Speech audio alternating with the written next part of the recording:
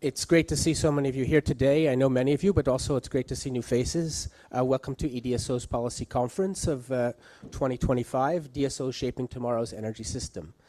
I'm the Secretary General of E.DSO. My name is Charles Esser, and I just am here to introduce the real person who's going to open for today, which is E.DSO's Vice Chair, Chair of our Policy and Regulation Committee, and member of the Executive Committee, and also CEO of E.DSO Portugal, which is the DSO for all of mainland Portugal, Mr. José Ferrari Carreto, who is also known in the energy sector by only one name, Ferrari, which I think speaks to the fact that just like a footballer who's known only by one name, in the energy sector, Ferrari is known only by one name, but everyone knows who he is. So I'm very honored to introduce Mr. José Ferrari Carreto, who will give the opening remarks today for our conference. Ferrari, over to you.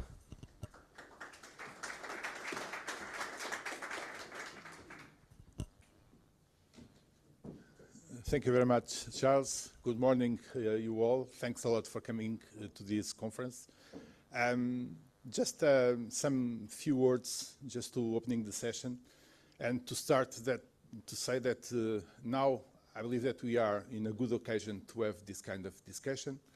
We reached a consensus in Europe regarding the importance of networks.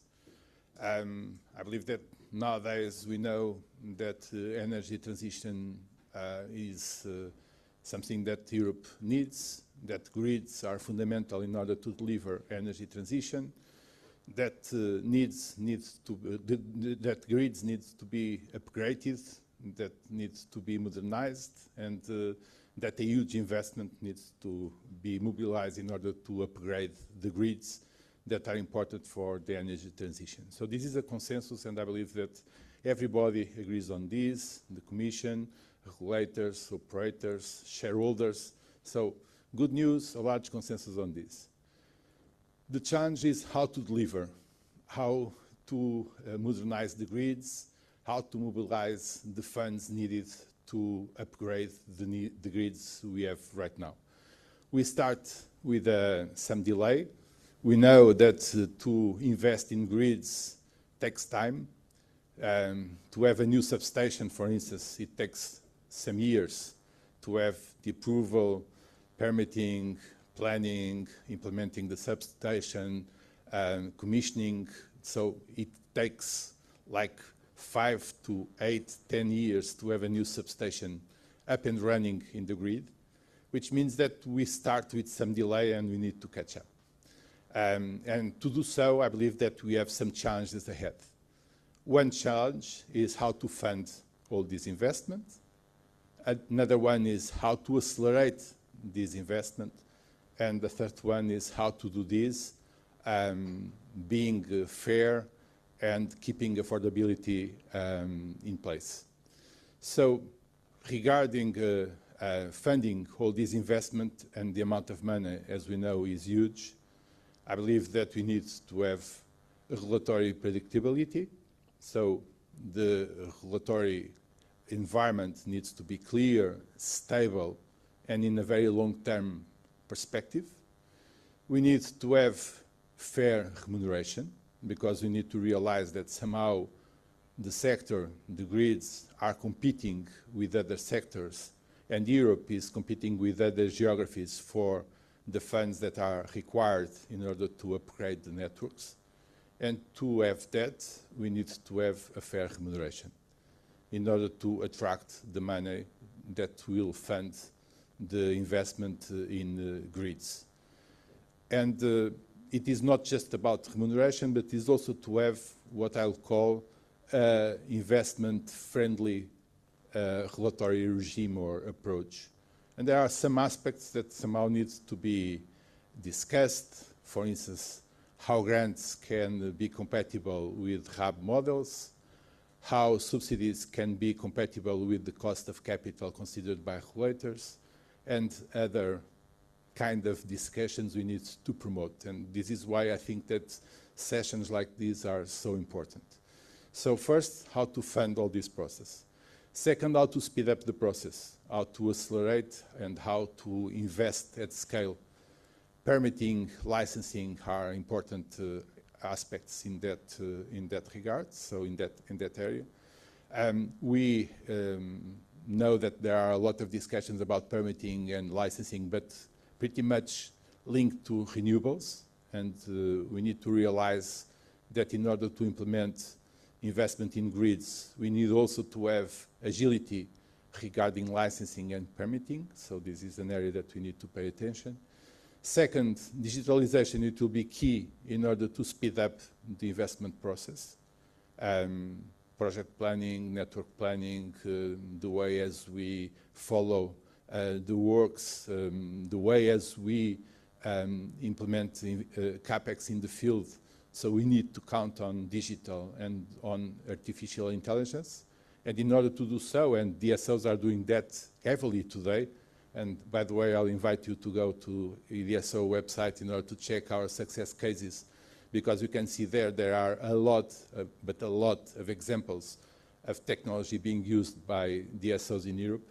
But we need to increment the intensity of that technology used in our grids. And this call for creating a broader ecosystem of different players that should act together with us in order to speed up all this acceleration of investment we have ahead. Third challenge, affordability. So we know that there are some concerns about the impact of that investment in tariffs, which is natural, is understandable, and we need to discuss that as well. But I believe that we have some positive messages that somehow can help on that discussion. First is that the costs will go to tariffs through depreciation.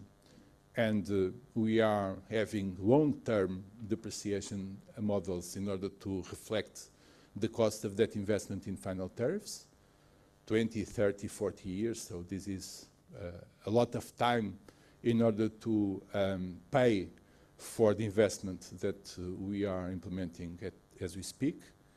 Second, we believe that electrification will increase dramatically the consumption, and this will imply that the unitary costs will decrease, and this, of course, reduces the impact of the investment on final tariffs. So I believe we need to take this in consideration as well. So, welcome discussion. We know that there are some concerns there, but we believe that we are not on a trade-off model in the way that either we have affordability or we invest. We believe that we are in an and mode. We can keep affordability and we can invest. And I believe that this is a good discussion also to have. So I believe also that E.DSO can help in this process, and this is why we are here, and this is why E.DSO is promoting this kind of conferences. E.DSO represents a lot of DSOs in Europe, in a lot of countries, representing, of course, DSOs that are responsible for millions and millions of connection points in Europe.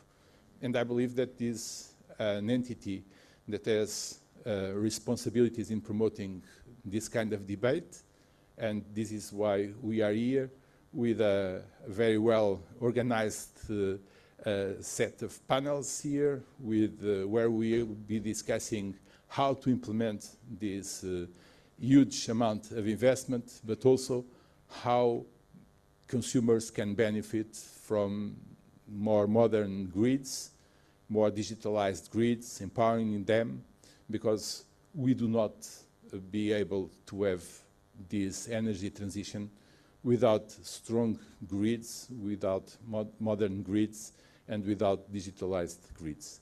So I hope that we have here a good discussion, and I hope also that this is the first of other discussions that we can promote in order to improve the sector. Thanks a lot.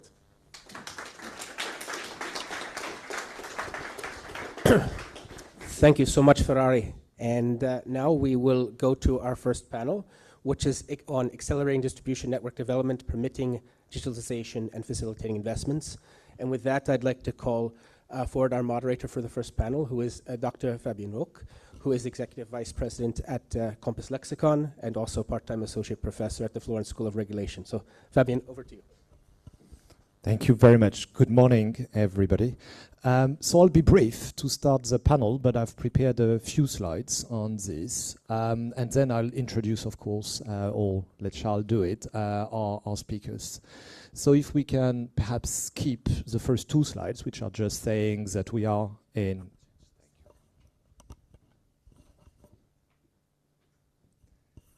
So for those who don't know Compass Lexicon, we are a global economics consultancy, and we've worked a lot on a range of regulatory topics, financing topics, with a variety of DSOs.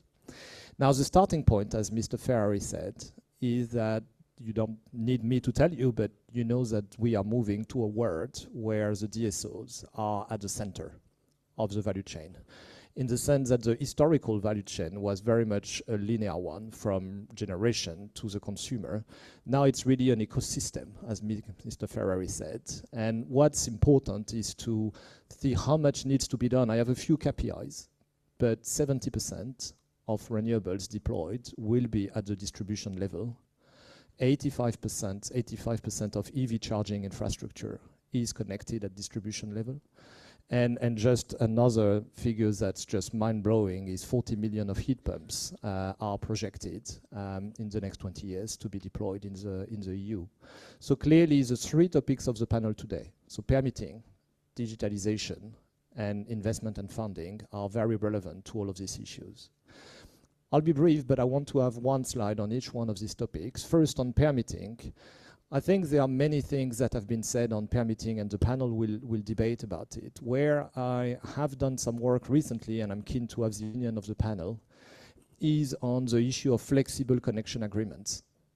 So the idea is if you provide a framework for your end users to potentially connect with either some delays or earlier, but in exchange for flexibility requirements, then that can be a win-win because it buys time for the DSO to potentially upgrade. It anticipates the connection, or it makes the connections at a level that requires lower investments. Now, there is a lot of debate at the moment on how to do that. There is also a lot of debate on other things like anticipatory investments, and I hope the panel can shed some light on these issues. The second topic we are going to discuss is digitalization and grid enhancing technologies. There's been some work done there. T&D Europe, for instance, has worked on a study to which we contributed, showing the potential and barriers of these grid enhancing technologies. There can be a solution if we fix a number of issues. So we need to fix the regulation, because we all know that these digital technologies, they are very often OPEX rather than CAPEX. And if we have a regulation that is CAPEX oriented only, then that can be a brake to deploying these digital technologies. The other thing is we need a regulatory framework that supports innovation, and not just innovation, but scaling up, deployment of innovation. So it's not sufficient to have pilot projects. You need to be able to scale them up, and this is where very often we are lagging behind. The third thing, and that's also, I hope, resonating with this audience, is that these technologies often have an impact on the risk framework for DSOs, in the sense that you potentially have less controllability on a number of issues, and you need to be comfortable with that. Obviously, there are trade-offs, but there are big management issues and governance issues when you adopt these technologies. So I hope the panel, again, can discuss these issues. Now, there are a number of initiatives across Europe, as you see. One of these is also the flexibility procurement platforms. Various initiatives, both in the north of Europe, in the south, in the middle. You probably recognize some of these platforms, but that's one of the things I want to also touch on during the panel. Innovative approaches to leverage flexibility for the benefits of DSOs and ultimately the benefits in the market. Final things that we will touch on, I think Mr. Ferrari said, we can have a win-win situation where we scale up funding and at the same time maintain affordability. How do we do that?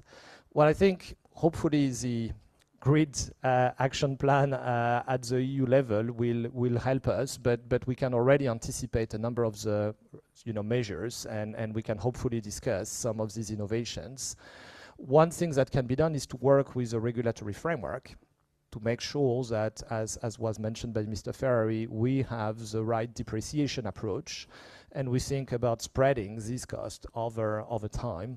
The other thing that can be done is to think about where it's relevant third-party investments in grids. There are clearly a number of specific projects where it does make sense for DSOs to team up with third-party funders, keeping the control on the DSO side, but leveraging money in a way that reduces the bill for the final consumer. And clearly this is relevant not just at distribution level, but also at transmission level. There are also a number of new funding and de-risking approaches that are interesting. So there are things which are possible at the European level to provide funding and provide de-risking, so guarantees, support, that are useful potentially to DSOs. So I promise to be short, so that's what I have to say, and I would like perhaps now to give the word back to Charles to introduce the panel. I can do it as well if you want. Thank you, Charles. So I'd like to welcome the panel on stage, if you can join me. So very concretely, we have Mr. Frank Essler, who is Policy Assistant to the Deputy Director General from DG&R. We have Diederik Pereitboom, Secretary General from T&D Europe. We have Alexander Linov, who is representing Secretary General from CER. Mrs. Caterina Augusto, Head of System Integration from Solar Power Europe. And to finish, Mr. Alvaro Murua, Head of Regulation with Iberdrola. So, hope we have enough seats. Thank you very much for joining us on stage. I'd like to start with a very simple question. If you could, each of us, give me your view on what you think the main bottlenecks to accelerating deployment of the required investment at the distribution level are. And then we will go into each of the topics we discuss. But first, I think it's useful if you give an introductory set of comments. I don't know who wants to start. I mean, we can do it in the sequence you want. Thank you, Katarina. Hello. Okay, it works. Good morning, everyone. First of all, thank you very much for the invitation for E.DSO. It's been my house for 2 years, a long time ago, so it's very nice to be back and sitting here. But today I come from the solar sector, so it means I will challenge a bit this panel discussion when it comes to what we need from grids. And this is, I think my answer to your question, it can be, I missed the word flexibility in the beginning of the speech from Mr. Ferrari. And I know that you put flexibility in your presentation, but it was very hidden somehow. And it's a lot focused on flexible connection agreements. And there is much more on flexibility behind flexible connection agreements. And I know that we can explore more that during the discussion. But why this is crucial when we speak about investments into the grid? Because we need not just to develop more grids and modernize them, but we need also to use what we have today with flexible assets. And this is not just on digitalization itself. We will need digitalization for integrating flexible assets like battery storage systems. But we did a study 2 years ago, and we understood that if we have a more electrified system, more flexible together with renewables, we can already diminish the costs on the system. So I would say that for us, because I know that everyone will bring the other part of the investments to the discussion, flexibility needs to be taken into consideration. How? With flexible needs assessment. There is already a methodology approved by ACER that now needs to be implemented on member states. So let's say starting implemented market design, taking advantage, what can flexibility already support, and take the heaviness of the investments that need to be done in the next years. It's already a good step. And together with that, I think one thing that it's missing on the anticipatory investments guidance that the Commission launched this summer is the needed support for OPEX, not just for digitalization, but also for flexibility, because we have a focus on CapEx, and that's a problem when we want to bring costs down together with flexibility and digitalization. But I think I can stop here and already give some ideas for others. Thank you, Katarina. Didrik, you want to? Thank you, Fabienne, and good morning, everyone. I hope my voice holds with the weather kicking in.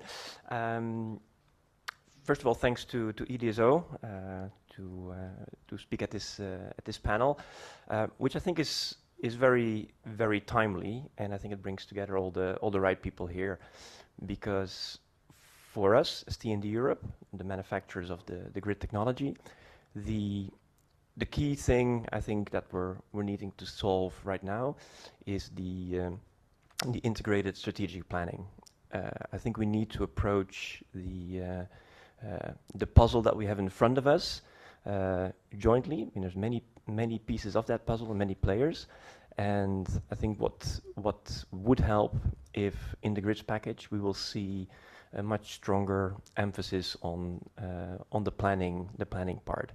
Because at the end of the day, I agree with the need for more flexibility, for having more OPEX-friendly investment incentives, and I think many would agree. I think the difficulty is how do you make it happen?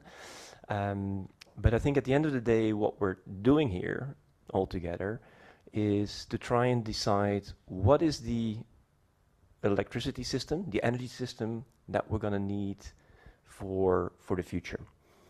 What is that system going to look like, and what does it need to be able to do? One thing is clear: it's going to be a completely different system than the one that we've been used to. Much more flexible, much more digitalized, but also many more players, and that requires a joint effort that needs to be planned. Also, it's also a kind of a self-interested demand from our side, because the grid that we're going to build also needs to be manufactured, and so our members are providing part of that technology, and the only way we can really do that and plan our own investments is if we know what the grid operators and the grid users are going to need to put into that system, because making a piece of grid equipment, it's not like making an iPhone. It's quite tailored, maybe contrary to what people may think, because the situations in the grid are very specific in different places.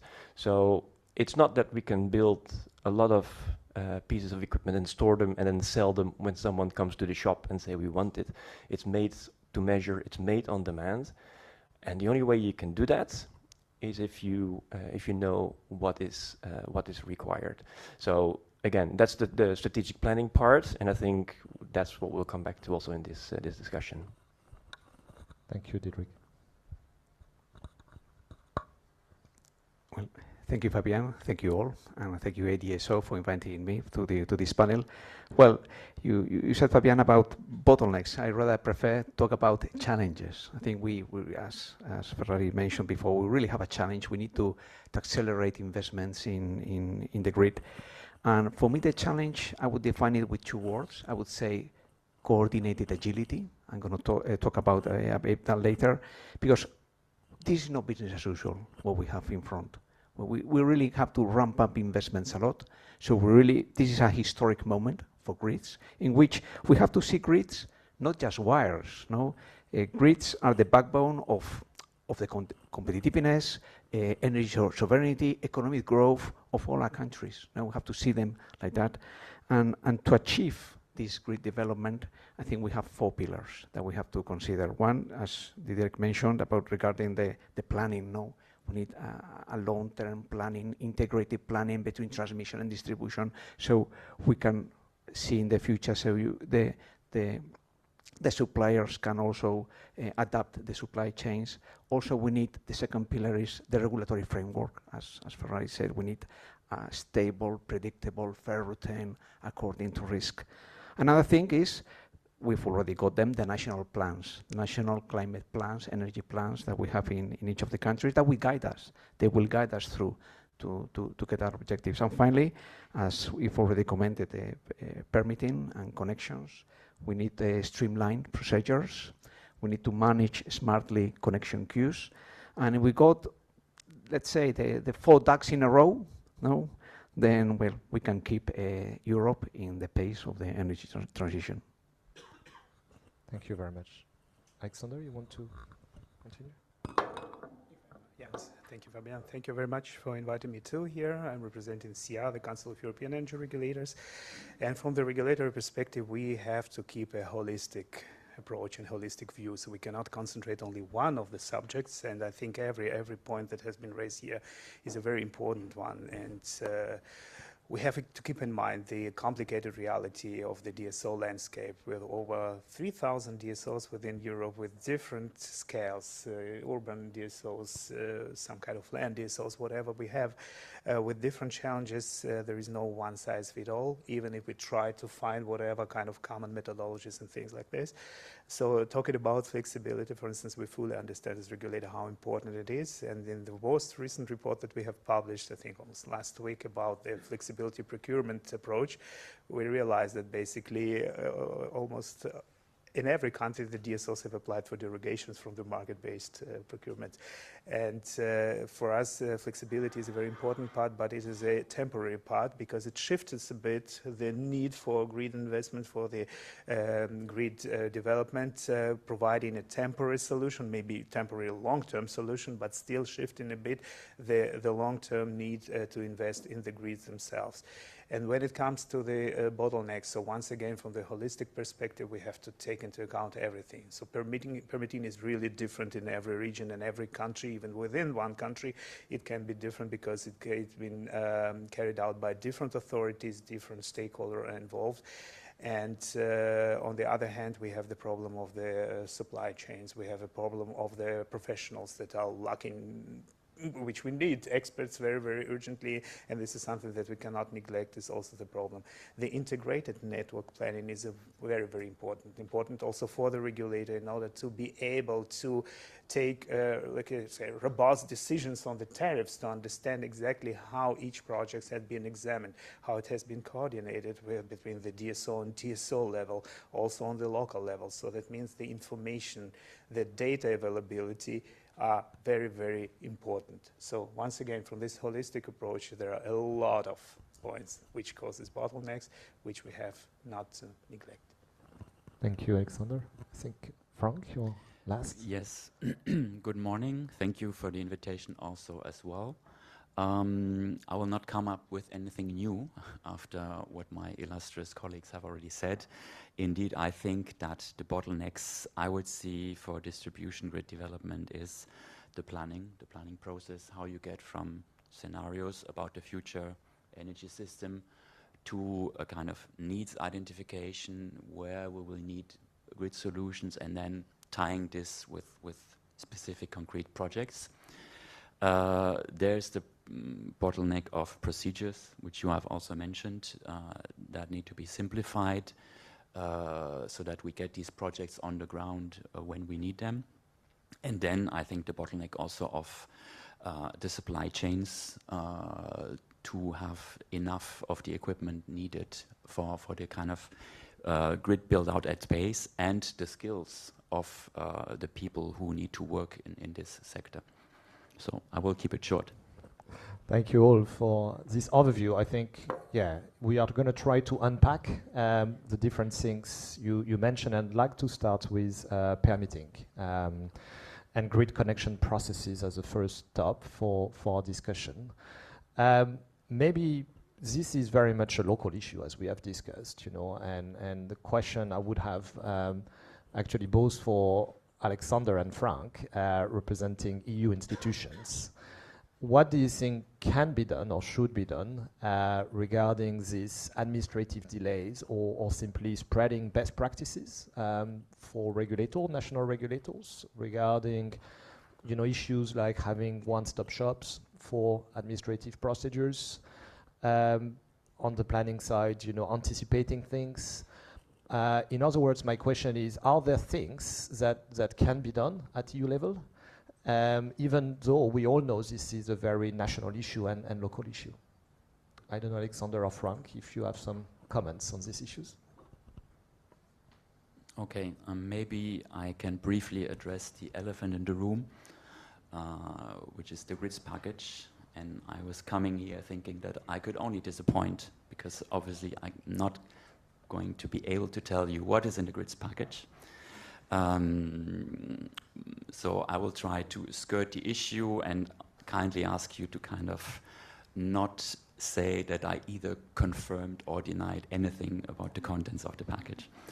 But having said this, I mean, permitting is indeed something that among the topics that we have been looking at with the grids package, which we are still preparing. And we have defined different topics or policy fields that we want to kind of tackle with this package. And admittedly, much of it is more cross-border. You know that we want to look into the 10E regulation. 10E regulation is not so relevant for distribution grids. There are some distribution grids that are covered by the 10E regulation, but it's really more the exception. So, I mean, one focus of the package is really cross-border projects, cross-border infrastructure, how to improve the planning, how to get it quicker off the ground, and how to make sure that all the needs that are identified, and E.DSO did some work on the needs in cross-border infrastructure, that they are met by projects. Another topic that I might mention, which is more relevant, and you addressed it already, is making better use of existing infrastructure. Not every need will need a wire solution or a new wire solution. There is also the use of existing infrastructure and addressing needs in terms of congestions by using grids that we have differently. And there is indeed what we have already in the current framework, kind of switched to a TOTEX approach, so not looking anymore only at the CAPEX, but also to have a kind of incentivization of OPEX solution through this TOTEX approach. And there is the role of innovation in the use of existing grids. And there I found that you had done some interesting work with Compass Lexicon and Current about how digital solutions can help use the grids that we have better and bring on a reduction of 20 to 40%, I believe, in capacity needs. And then among the topics that we want also to look at is permitting, which is also more relevant for DSOs, of course. And we have already some minor permitting rules in our 10E regulation, of course, which is about the PCIs, the cross-border projects of it. Mostly transmission infrastructure, and where we have some rules in terms of maximum time limits and one-stop shop, etc. So, I mean, that's there in the 10E regulation. We have some rules in the RED 3, the Renewable Energy Directive, following the crisis, about accelerated permitting for renewables and adjoining grids, so to say. And so this is what is already there and what has been on our mind, but I mean, I cannot say more at this time what will be specifically in the package. And handing over maybe to Alexander. Yes, thank you, Frank. Very disappointed that you don't provide any insight. I expected some information. Yeah, but thank you. So I will bring maybe some more pragmatic approach here, because we as regulators, we analyze it anyway, and we came to the conclusion, and make it actually in our DNDP guidance that have been published in summer. NRAs have very various powers there regarding the approval of the DNDPs and also involvement in the permitting itself. Of course, there is the need for kind of single point of contact, or one maybe authority that can concentrate all these powers in one, but in my view currently it is unfortunately impossible. And I'm coming from Germany, and I started actually my career in the grid expansion department of BNetzA, the regulator, which was the first time where the regulator ever has got the task of permitting the transmission system lines. And the idea behind it was just to centralize it on a federal level, because we don't get involved with all these small issues on the, let's say, in the areas where the lines have to be built. There are no political pressure, because we are kind of coming from Bonn and shouldn't really care what is the specificities there. Of course, we should care from the environmental perspective. We have to make all the consultations and so on and so on. And at the very, very early stage where we started, the very, very early public consultations, before the processes have started, we were condemned by being already biased, already planned everything, and everything was there. And the political pressure on the municipal level was so high that they even achieved to put a ban on this law of the grid expansion for at least 1 year. And we then realized that you cannot, avoid this. Yeah, you will have to get there to the local areas and speak with the people. And it is very, very important. And of course, the local authorities, the local stakeholders, they know the best what are the realities, what is the geographical specificities, what are the technical specificities that you have, environmental issues and so on. You can consider it with one centralized authority, but still you cannot skip these steps. And that's why currently the reality is that indeed you have a very, very huge number of stakeholders and authorities who are involved in the permitting process. And the challenge is to streamline among them.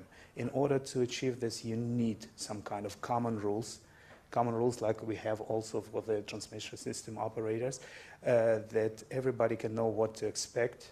And the most important issues there is the availability, the transparency of all the information, all the data, as I said, that is available for everybody who wants to be engaged and involved in the permitting process, raise their points, to provide some obstacles, to provide some ideas, the coordination between the authorities, and of course the coordination on the system level between the system operators, the DSOs, TSOs, but not also them, also cross-sectoral, going also to the gas and the hydrogen, district heating, and whatever facilities are there.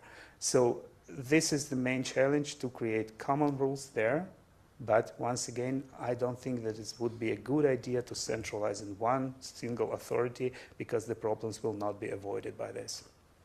Well, thank you very much. So coordination, common rules. Maybe let's look at the practice, right? Alvaro, can I ask you perhaps to share with us from your own perception, right, as a DSO, what you think can be done on these permitting challenges? Well, from my opinion, I'm going to share with you 2 ideas of what we can do to get permitting more agile. One, I think it would be to extend the overriding public interest legislation that we already have in renewables, extend it to all distribution networks. I think this can help. This can help. It will set clear deadlines. It will simplify assessments which needed, and also keeping all the environmental safeguards. So that piece that we have in the legislation, the overriding public interest projects, I think we should expand it to all the distribution networks. And the second thing, I think it has already been commented here, is try to learn, try to get the lessons learned. In Spain, we obviously have a multi-layer administration, national, regional, local. So what we're trying to do is to find the best practices. Right? So we Iberdrola, we are in around 10 regional autonomies. So what we do is we compare the permitting legislation in all of them and try to get the best out of it, and compare them and tell the others, get the best practices and share amongst them. And this exercise of sharing best practices, not only you can do it at national level, you can also do it at European level, more or less to get a dashboard to see what the situation is. Let's see, if one country does this and is successful, why don't you move it to another countries? I here had a few examples of things that we are proposing in Spain to the different regional governments. For example, use the simplified authorizations when it's available, maybe when you don't need an environmental study, or for example, when you have a supramunicipal infrastructure, well, trying to get municipal exemptions, no, because this is in the interest of the country, or trying to use responsible declarations instead of licenses, that can work also, or try to do different, from the DSO side, collaboration agreements with the different administrations, or private certification agencies, no, that can do part of the workload for the administration, so everything goes a bit quicker. So I think we should try to do these measures, try to get the lessons learned at national level, at a European level, and also try to extend this overriding public interest principle to all the distribution networks. Thank you. So sharing best practices is also something important from the ground, right? So I'll add that to the list of coordination and common rules.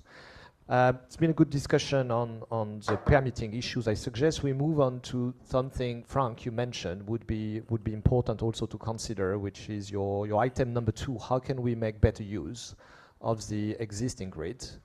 And I think a big part of that is obviously digitalization. So I'm going to turn to you, Diederik. I know TND Europe has done some work there. I've indeed worked with you on these grid enhancing technologies. Could you share some views as to how you think these technologies can contribute to maximizing, both, I would say, the efficiency of the grid and potentially, unlock additional capacity as well? Thank you. Yeah, indeed, and for all transparency's sake, we had a very intense and successful collaboration with Fabien and his team over the past year, I think it's been, to issue a report. It's available on our website, so for anybody who's interested to have a deep dive, it's there. We also have some white papers, so if you would like to have a copy, just contact me afterwards. So much for the commercial break here. So when we talk about digitalization, I think it's useful to kind of to remind ourselves and also the people we talk to that why are we doing all of this? Why are we talking about grids and basically what does it need to do? And because very often I sit in these kind of discussions and you come away with everything is very difficult and it's problematic, and I think we should remember that there may be some tough issues, that we have great people working on it, but we're doing it for a good reason. I mean, it's a tremendous value to society that we're providing in terms of having a cleaner energy system, the sustainability angle, having a secure energy system. That's aspect has changed considerably over the past few years, I think, how we think about those. And of course, we want to make it sure that it's an affordable system. And the work that we've done has a lot of details, went very deep. It looked at best practices across a number of EU countries. So have a look at that if you want to learn from best practices. In terms of what it says is that when we think about digitalization, it's not just simply adding on and inserting something in the existing grid. We need to get comfortable with the idea that the future grid is substantially different from what we have today. I mean, it's more and more difficult to separate the digital and the conventional part because they're getting merged more and more in the assets. And so what the report has done has provided a very useful framework on how to think about digitalization, how to apply it. So that's something that I think is useful for people in this room to take a look at.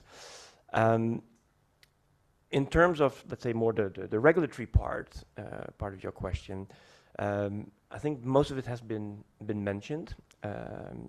One challenge has been the capex bias, which makes it more difficult to see the deployment of digital solutions, much to the frustration amongst others, our members who have those technologies ready to be deployed. But similarly for our colleagues in current, they're in a similar line. And I think most telling was, I think it was about a year ago when there was an interesting debate where Acer kind of will ask, so you've been looking at CapEx, OpEx, TOTEX.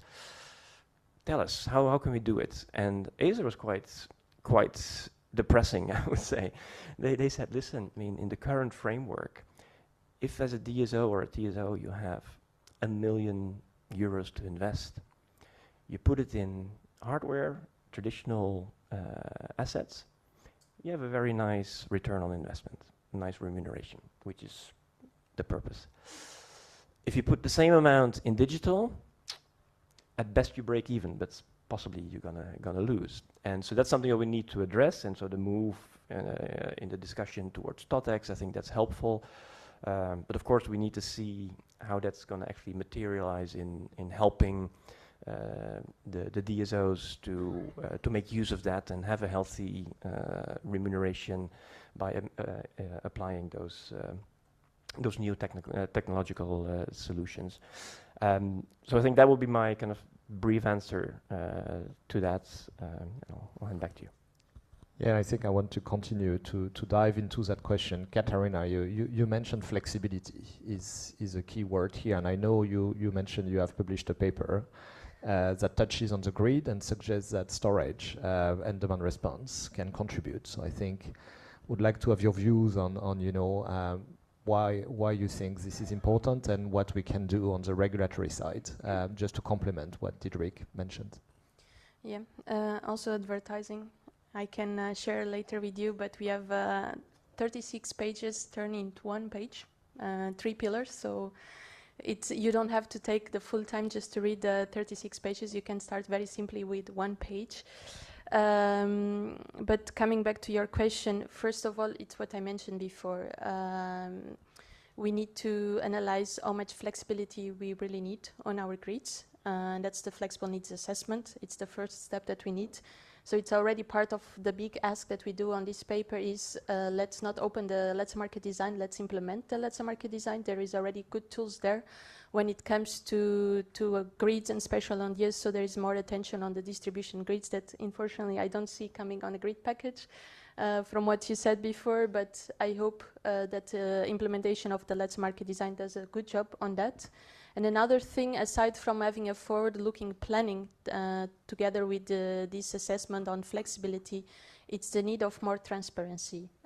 Before we understand which kind of flexibility there needs, it's also we need to understand together with planning.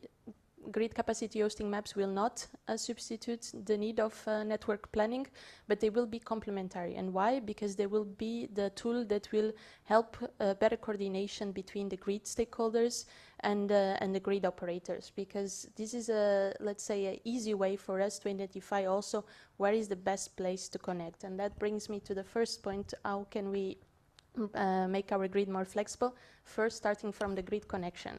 We can better use a grid connection point with technologies that can come together on the way they interact with the grid. If we put a PV power plant together with storage, or even together with a third technology with wind, we have a better use of that grid connection point because they are complementary between each other. They bring more stability and more flexibility to that connection point. So this is already a starting point that we need to recognize, and the guidance that somehow is circulating around the draft that you have been seeing already is a good starting point there, and I hope it continues when it's published and with the grid package. And then when it comes to the rest of the technologies and the way that we use all the assets like storage connected to the grid, it's through markets. And here it's the procurement of services. I understand that there is derogations, was mentioned before a lot for other rule-based, but we already have network codes on demand response coming that it will support a lot on the implementation of these local flexibility markets and how much and how interaction of these markets together with flexible connection agreements should be used, because in the end of the day, I think also when it comes to the grid connection point, we propose in our paper that there is some kind of filtering that can support also a better understanding for system operators to understand how much flexibility you already want to add, on your connection point, but we cannot forget the use of markets. It's not the same power of flexibility that can be given to the grid. So we also need to ensure that the directive it's put it into practice and that we procure services through markets. And for that, we will have a network out coming next year. And just to finalize, on my side will be also the tariffs.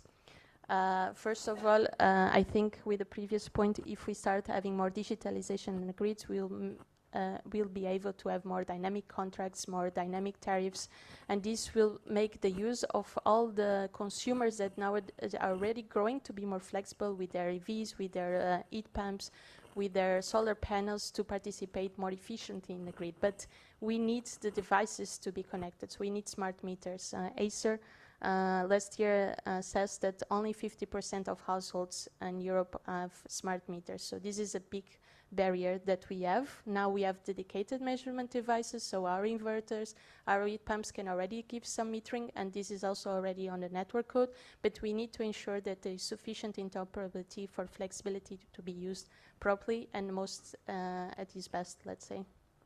Very good. So we've discussed essentially planning, we've discussed incentives, so regulation, the tariffs, interoperability, so norms. There's one word missing perhaps, which is innovation, right? And perhaps that leads me back to you, Alvaro, on the ground. I think I'd like to ask you whether you have any thoughts on how we can support innovation from DSOs, whether you have, some best practices you can share with us. Well, regarding innovation, in our company, we have one motto that is basically says, think big, start small, and scale fast. And we think via sandboxes, we can fulfill it. I mean, we can, because at the end, sandboxes will foster innovation. We will let us experiment while we preserve the neutrality of the DSO, when we also preserve the efficiency principles of controlling costs. At least in Spain, what we've done, the ministry sees sandboxes as a tool. They have regulated how sandboxes work, according obviously with in accordance with EU regulation. They made a call for projects.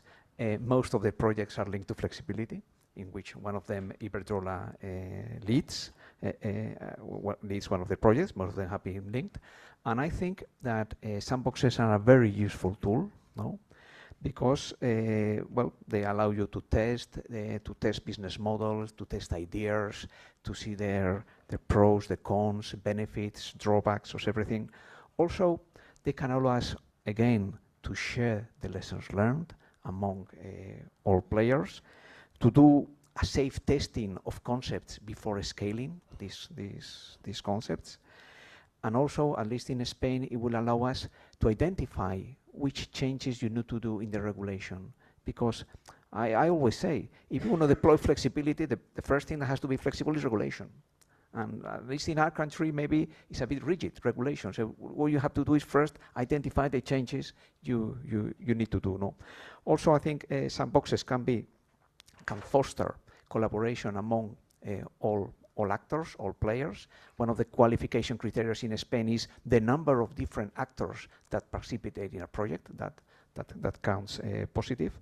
And in a nutshell, I think sandboxes are very useful for innovation. They're like a bridge between regulation and innovation. I think they're a very useful tool. Well, thank you. And so much, sometimes regulation itself can be the barrier, right? So it's good to have sandboxes to think outside the box.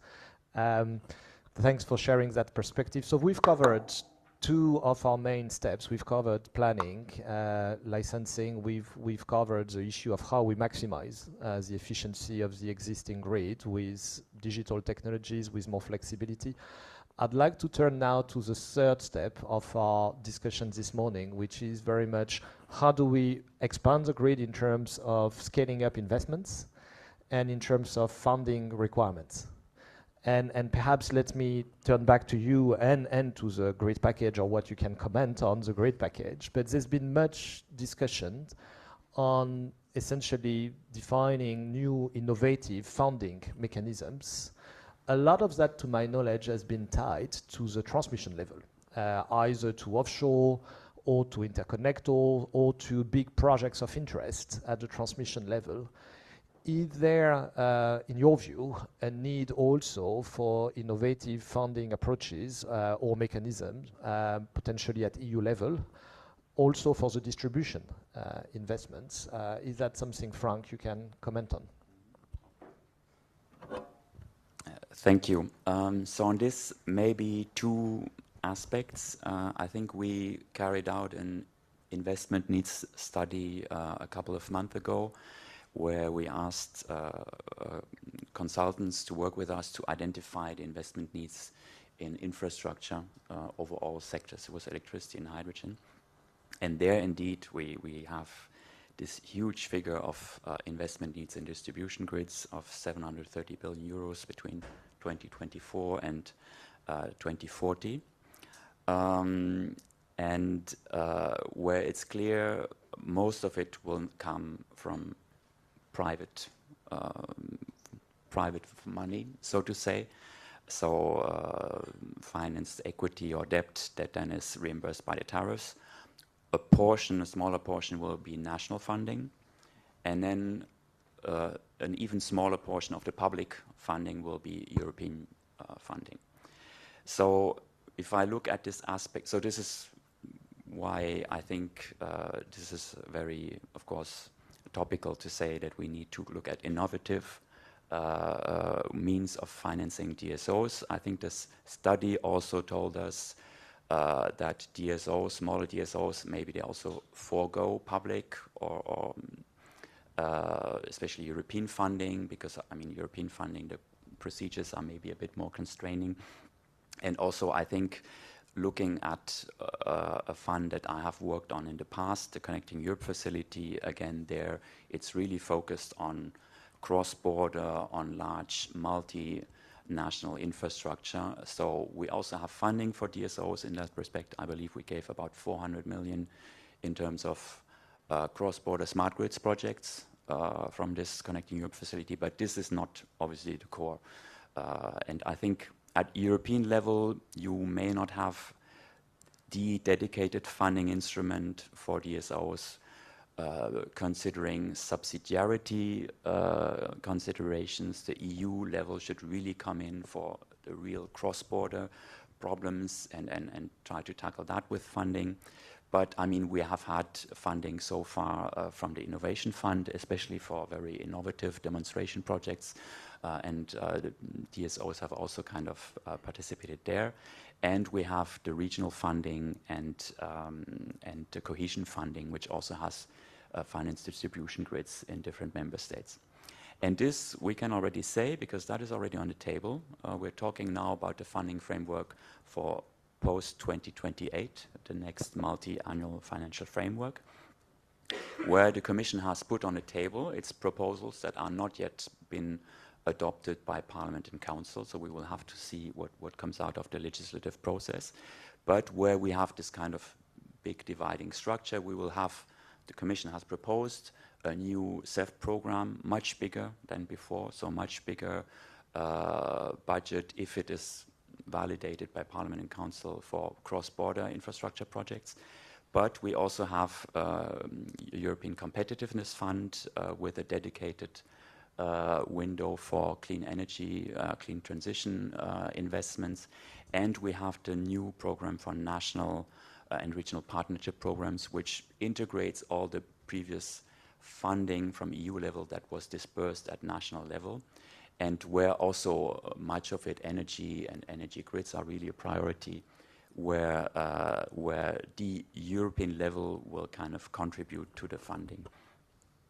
Thank you. So you're saying there is already a range of, funding mechanism and opportunities available to DSOs. Let me perhaps take the view from the ground. Alvaro, do you think that this menu of funding mechanisms is adequate at the DSO level, or is there a need for something more targeted for the specific needs of DSOs? Well, in my opinion, regarding funding, I would say that one size doesn't fit all in this case. I mean, I think the situation of each DSO may be different, no? There may be countries in which DSOs have financial challenges and maybe they need to apply for this public funding, or maybe other countries, and for example, that is our case, at least in Spain, where we think that public funding is not necessary. We can go for private funding. In our opinion, in the case of Spain, we think that public funds should be focused on customers, help them electrify their processes, help them also maybe pay network reinforcements, so that will help electrify the economy. But that is just a specific case. But as I say, there may be cases in which in other countries that DSOs have a financial challenge and they really have to go for public funding. In any case, regarding funding, I think it's important that regulators monitor the financial ratios of the companies. That we do it in Spain, in which the regulator annually calculates some financial ratios to see your leverage, to see your debt, etc. So they control that all the financial parameters and ratio are under prudent management. Thank you. Let me perhaps add one perspective from the ground. So in the value chain, right, from the suppliers, Diederik, of equipment, how do you see, because you interact with different types of DSOs concretely and different types of customers, different sizes, different locations, how do you see this funding question? Is there an issue and any recommendation on your side? Well, I think the missing word so far in the debate, and you don't hear it very often in this discussion, is the word business case. So, because basically that's what we need to do, but the same applies for TSOs and DSOs. They need to make a business case on what they're proposing to do. And from our perspective, in a business case, what does it require? First and foremost, I explained it's quite a tailored business, so we need to have visibility and some sort of commitment before someone can start building or expanding a factory to increase capacity. The other element which is very important, which touches upon also the financing, is of course certainty. When you get into an agreement with a customer as a private enterprise, you want to make sure that you're gonna receive the money. So the whole funding discussion is not directly relevant for us, but of course it's extremely important to make sure that there is a clear visibility for everyone that indeed DSOs and TSOs, that they can get the funding that they need to build, whether it's public or private. But similarly also on the political side, it's also important that we are sure that this business, which is driven very much by the electrification push, the decarbonization, the transition push, that we keep getting the right signals that we're going into this direction, because that will give certainty. In terms of the situation, I think there is a lot of good examples that are happening. I think over the past few years, and it's only been a few years, because I think 5 years ago, nobody was talking about grids. I mean, it's only been since, 22, 23, that grids have become into the focus. And we're expecting a lot from the grids, but until then, nobody really worried about it. It was like a thing that would grow and adjust to whatever we wanted to put into it. So we've done a lot over the past few years. What we see happening is that more and more DSOs are taking the approach of seeing the relations with the providers, the value chain, as a strategic issue. And not only that, it's also what also helps in this context is the visibility that we're getting. So we have some very good examples across Europe. Maybe to mention one in France, where our colleagues have worked intensively together with the DSO entities, who have done a very good planning, and they've been sharing that, discussing that, showing exactly for the next period, this is what we need. We need X number of switchgears, circuit breakers, transformers, and even going down to the subcomponents to show to the industry, this is what we want you to make, which is very helpful because in return, our colleagues went back in France to the industry in France and say, guys, this is what we need. Tell us, what's your investment planning? I mean, are we going to be able to meet it? And so the answer that we got back is yes, the investments, if you add them all up, would be able to meet the needs that they see coming from, in this case, the French system operating community.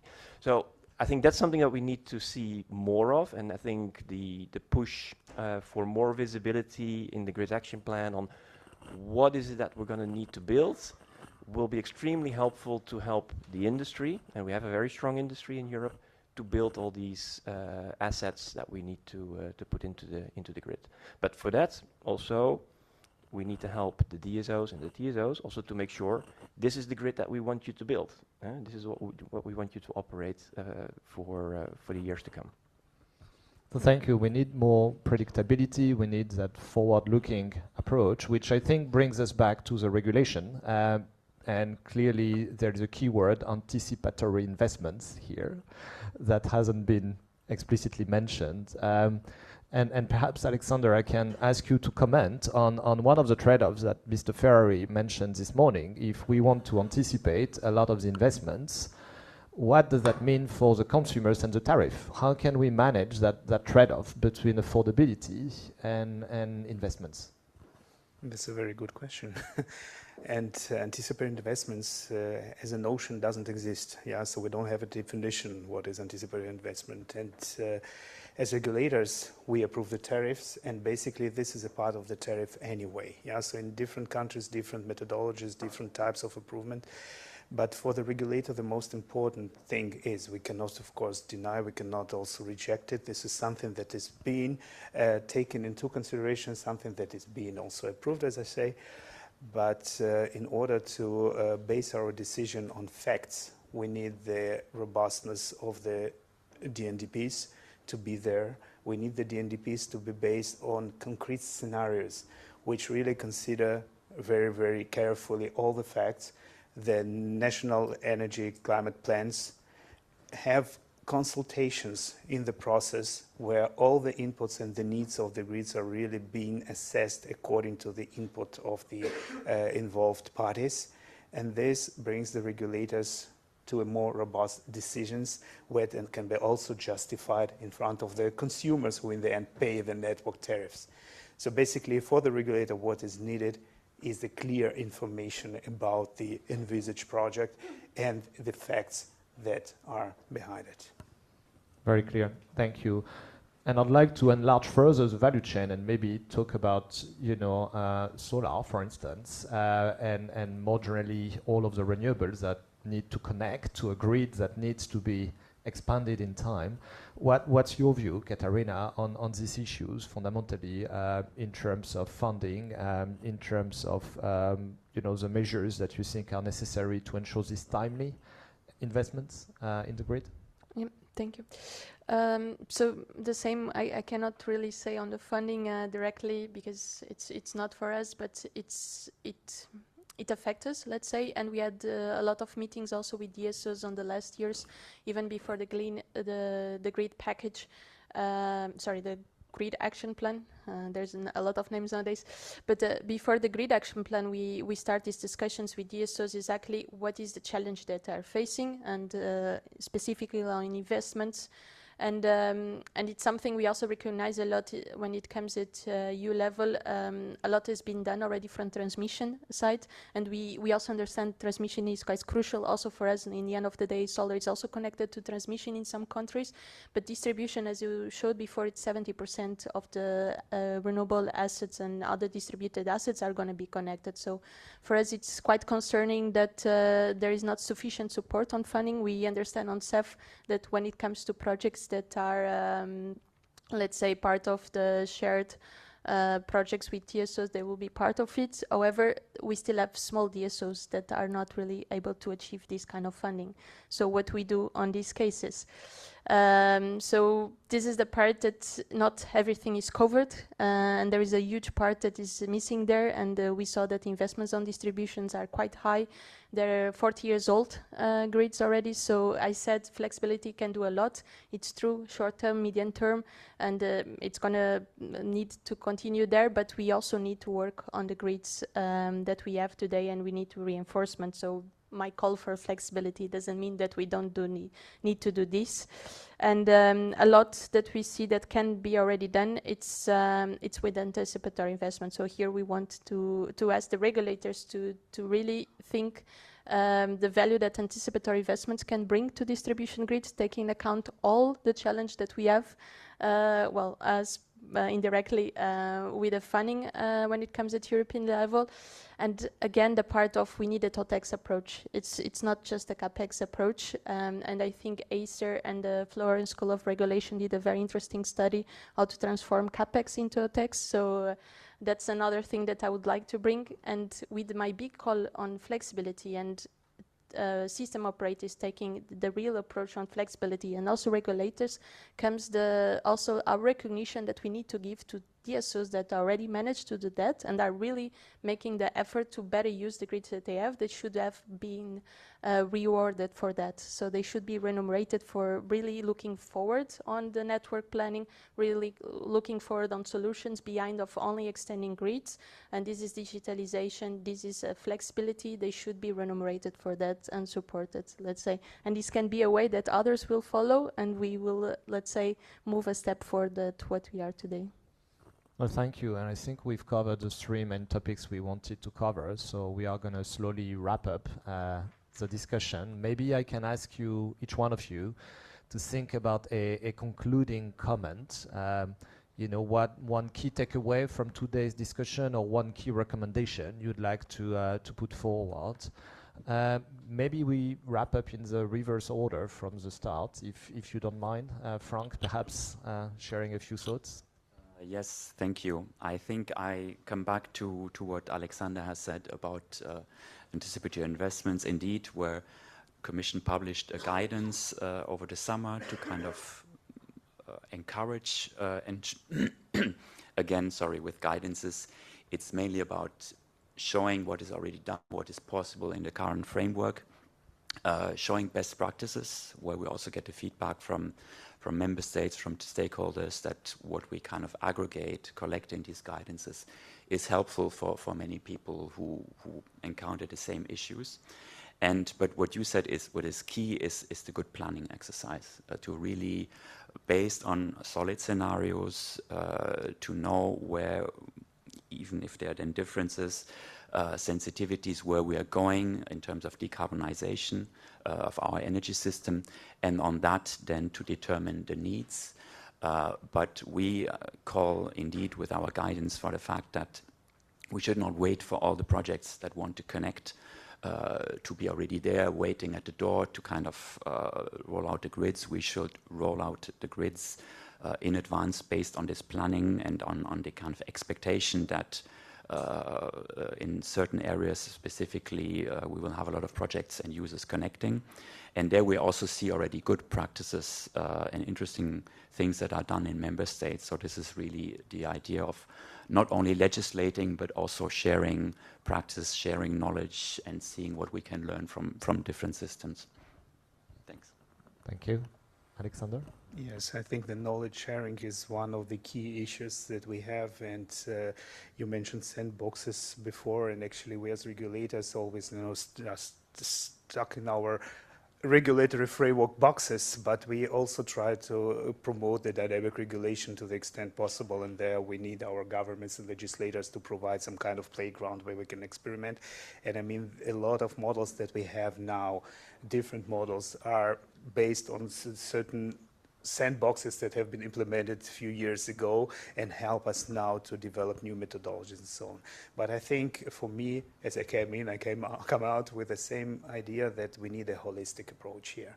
So I think every part of the chain is very important, and we really have each on their own side of the market, let's say, to emphasize and to put thoughts in their parts and to create a holistic system which will then function in the end. That's a great point. Maybe Alvaro? Yes, well, my conclusion, I think we've touched many interesting topics today: flexibility, supply chain, innovation, permitting, funding. But I just want to insist, we mustn't lose the sight of where we are. We are in a historic moment in which we really need to ramp up investments in networks. To achieve that, we need to get a regulatory framework that attracts capital. We're going to, as Mr. Ferrari said, we're competing with capital with other countries, continents. We really need to attract capital, and we need this long-term view of getting a stable framework that will let us invest in networks. If we invest in networks, that will facilitate the electrification of the economy. Customers will increase their consumption. That will take the network charges down. We could enter a virtuous circle with networks expansion. And as I said before, don't forget, grids are not just wires. They are also energy sovereignty, they are economic growth, etc. I think we have an opportunity to electrify the economy if we do it right. Thank you. Didrik? Thank you. I think I started with the need for what I call orchestration, because I think that's what we're trying to do. We're trying to build an opus magnum here, all of us playing a different part. And I think we should. I hope everybody also walks out of this meeting with the feeling that there's also something to be proud of, because if you look at the system that we're talking about is the biggest man-made machine on Earth. That's what we're working on here on this European grid.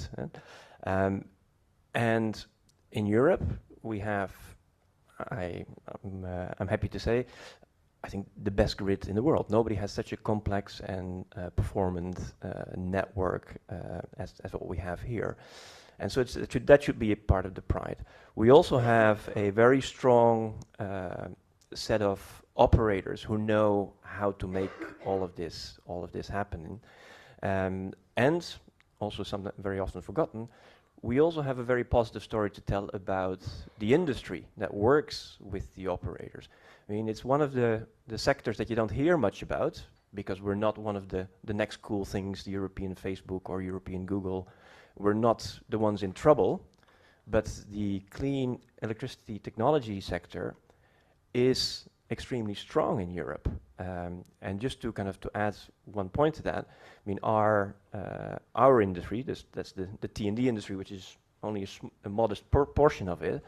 I mean, we're seeing massive investments, unprecedented, a historic moment, as you say. I mean, over the past 12 months, we have looked at just our 11 biggest manufacturer, our corporate members, who have announced over 9 billion euros of investment in expanding manufacturing capacity, just to help the grid. So I think that's a sector of thing of pride. So to conclude, I would say no transition without transmission, but without distribution, it'll be an illusion. Luckily, with a strong ecosystem, all of us here, we will make it a reality. Thanks for the vision. Katarina, you want to conclude? Yes, tough job to start and to conclude. But I would say that in the last 5 years we did a lot on energy, and I think that's why times have been exciting and everyone says I'm busy every day, but I wouldn't complain I'm busy because now things are happening, so I'm happily busy, let's say. And what we need to do now is continue working what we still need to fill the gaps, but also don't forget that we have a lot to implement that was already well done at European level. And I want to reinforce the less market design again, because this is very crucial for us. And with this implementation going forward in learning what we are still missing from what is already there, it's the way that we can move forward. And for that, we, in our side, already feel that there is a lack of a EU flexible strategy implemented in Europe. And for that, we draft one. So the work is done. We need just to put forward. A lot of our recommendations are based on best practice, and I agree a lot that this is the way we learn. And it's not just for European level, but also to support guidance on member states. So also I invite any DSO regulator at national level to also look into it, because the idea is to support each other with knowledge sharing. And this is the goal of this guidance, to bring a EU flexible strategy, but that needs also to be operated at member state. Thank you. Excellent. Before we close, let me turn to the room and the audience. I'm sure we'll have some questions, so please raise your hand, and I think we can have mics, hopefully. Try it without mic, yeah.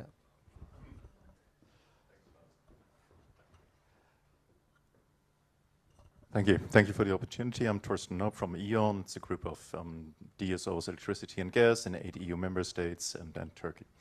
The most starting thing, Diederik, I thought on this panel was the Secretary General of T&D Europe saying we shouldn't just look at CapEx. I mean, you probably, in the first place, I would have thought you were the one who basically is for selling more of the stuff, but you were saying this is not going to work without a new approach, without digitalization, without a look at OpEx. And I think that signifies how large the change to a new system is that we have. And what we do need there is flexibility, not of course also in the sense from Katarina, but we need regulatory flexibility. We need new approaches. We need openness to that things will become different, and that we are not still in the 90s. And I think that is also one thing that from Mr. Hazeler, it's also one thing that we could probably look at when the grid package comes up. We'll see which documents will be opened and which will not be opened. But we think that there should be we need a push to a new regulatory framework. It's not just about OpEx, CapEx. It's about new solutions. It's about new thinking. It's about more flexible solutions. And I think one of the crucial things, and that's why it's facilitating investments, we didn't really talk about that one,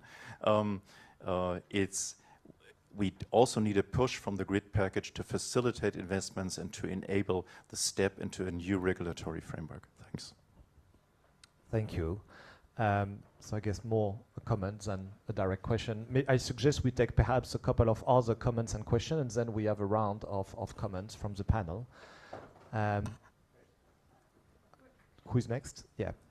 Hi.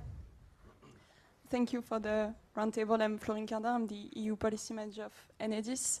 I have another missing word, is resilience. When you put DMD, inverters, smart devices, you open door to new kinds of vulnerabilities, and that's just cyber resilience. If you put private investors, other, frankly speaking, non-European actors on the grid, it's also another kind of resilience. So you represent different stakeholders. How do you contribute to the resilience of the grid? Thank you. We'll take one more, and then I think we'll have a round of comments from the panel. Thank you very much. Luis Cunha from Hertz. So I would like to put this question as a European citizen, not as someone from the DSO business. I struggle a lot when we have discussions always with European entities. I'm not a critic. I mean, just the fact that I check from my own perspective that we always have problems discussing these granular things. And when it comes to DSOs, we are speaking also about citizens, because it's the daily normal jobs, the daily things, the electric vehicle, solar PV panel, the bill, everything that relates to daily life is connected to the DSO when it comes to energy, of course. And I see a lot of opportunities when we connect digitalization to the EU Brussels arena. I mean, we can do a lot together as DSOs, as TSOs, as stakeholders in the energy sector, if we look more into possible cooperation, not only knowledge sharing, also real cooperation that fits to the different countries. Because I don't agree when we say that we have a different story in different countries. We have indeed a different past. We evolve in different ways. We have different regulatory frameworks. But when it comes to digital solutions, there are a lot of commonalities that we need to explore more, because I think even Europe is going to benefit as revamping the European industry is going to benefit a lot from that.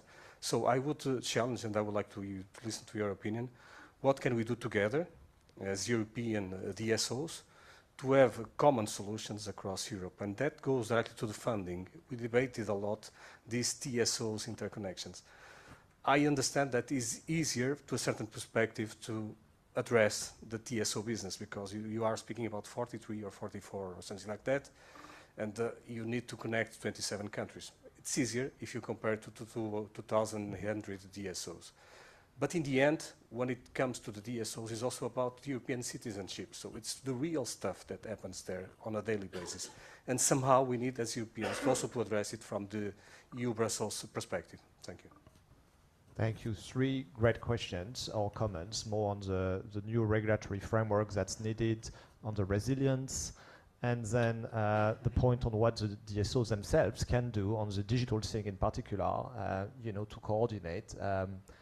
I don't know if anybody wants to pick up on any of these 3 things. Yes, thank you. I'll try to come back to all 3. So first on, as I understood it, the call for evolution in the regulatory model. This point is heard and understood, and indeed we are in an energy system which is changing completely. As someone said it at a conference, we're basically driving a train and changing the kind of rails underneath the train while we're kind of driving it. So indeed there is, we need to change our approaches, see what will be the system of tomorrow versus the system of yesterday, and many things spring to mind: decentralization, decarbonized, more flexibility, Dunkelflaute, all words starting with D. But I think on the other hand, I would also say we've had quite a lot of legislative, and I'm only talking now about my position or my job in the Commission. We have quite a lot of legislative and non-legislative activity. We had the clean energy package a couple of years ago. We then had the crisis, major geopolitical and economic crisis, unheard of or unseen within decades, where we had the electricity market design. So we also need to see, let's start implementing. We have the network codes where some of them are already there and some of them are still being revised.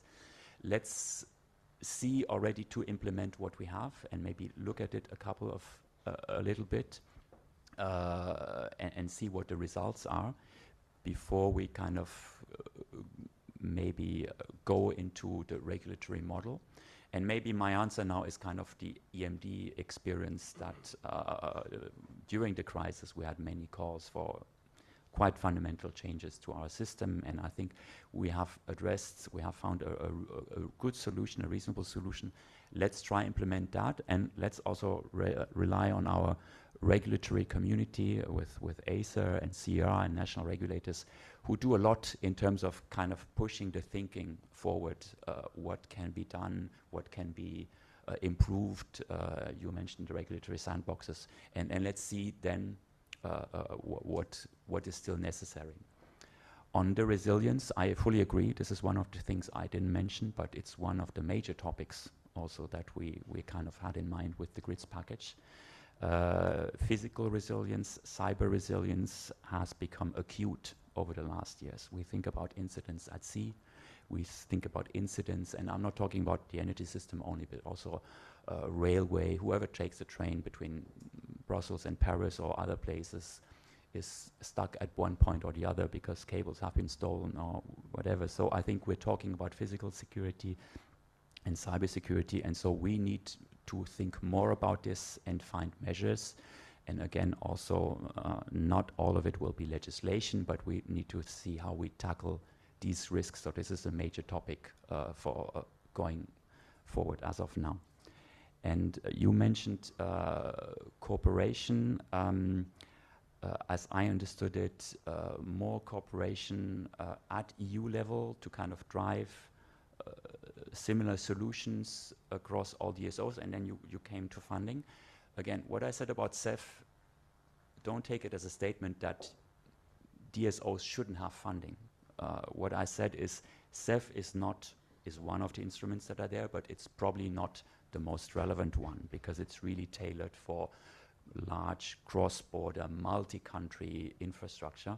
There are other funding sources which are maybe less prominent, but that nonetheless have big untapped sources. I think we have seen it with cohesion, where we have a lot of spending in grids, in distribution grids, and still we had to kind of, in the midterm review, rethink because we saw that priorities had changed, but also not all of the funding had been tapped. And the same goes for the RRF. So funding sources are there. Maybe some are more appropriate than the others, but I think the European level is definitely willing to chip in, and we have been criticized actually for making a big MFF proposal over the summer by some of what you would call member states who are more frugal. And this will now be for the process of the legislative process between Council and Parliament to decide how much shall be put at European level.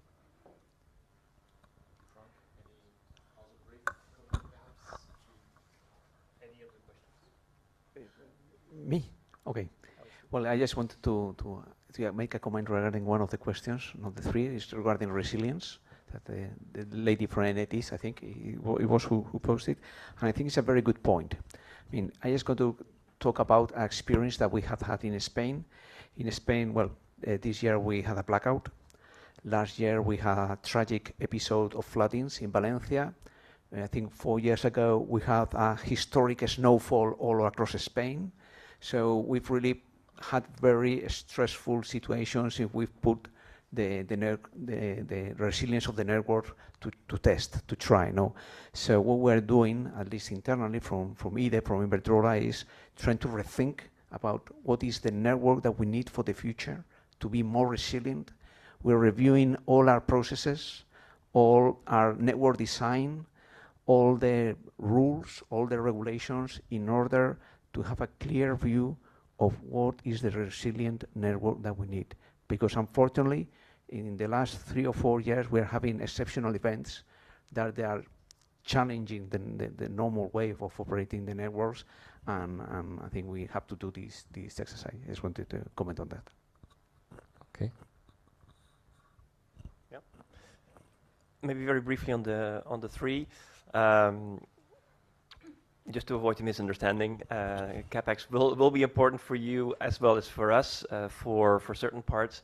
But yeah, for the digitalization, the CapEx model doesn't really work. So there we need some change in mindset and in regulation. I fully agree with the point on cyber resilience, and that's a challenging one. We as manufacturers were very closely involved on cybersecurity in projects with the TSOs and DSOs on things like cybersecurity certification and design of equipment. That's the products that our members make. I think the point you're touching upon are we see more and more devices being connected to the grid without that kind of robust oversight. So I think there is an issue to be looked at, and there you get into things like ownership and control over at least parts of the supply chain for those kind of products. But it's outside our scope as T&D Europe. And finally, I think on what can be done, to Luis's question, I think two things came to mind. So one, it sounded to me like you're asking for a very strong, uniform implementation of the rules that we already have, because we have a lot of rules, and those can be the guidelines.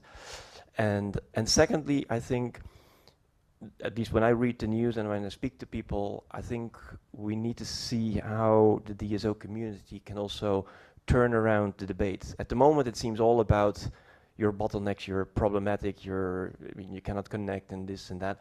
And I think we need to turn it around and say, listen, guys, I mean, this is probably the most valuable network that we have, becomes more and more valuable, not just for individual citizens on a daily basis.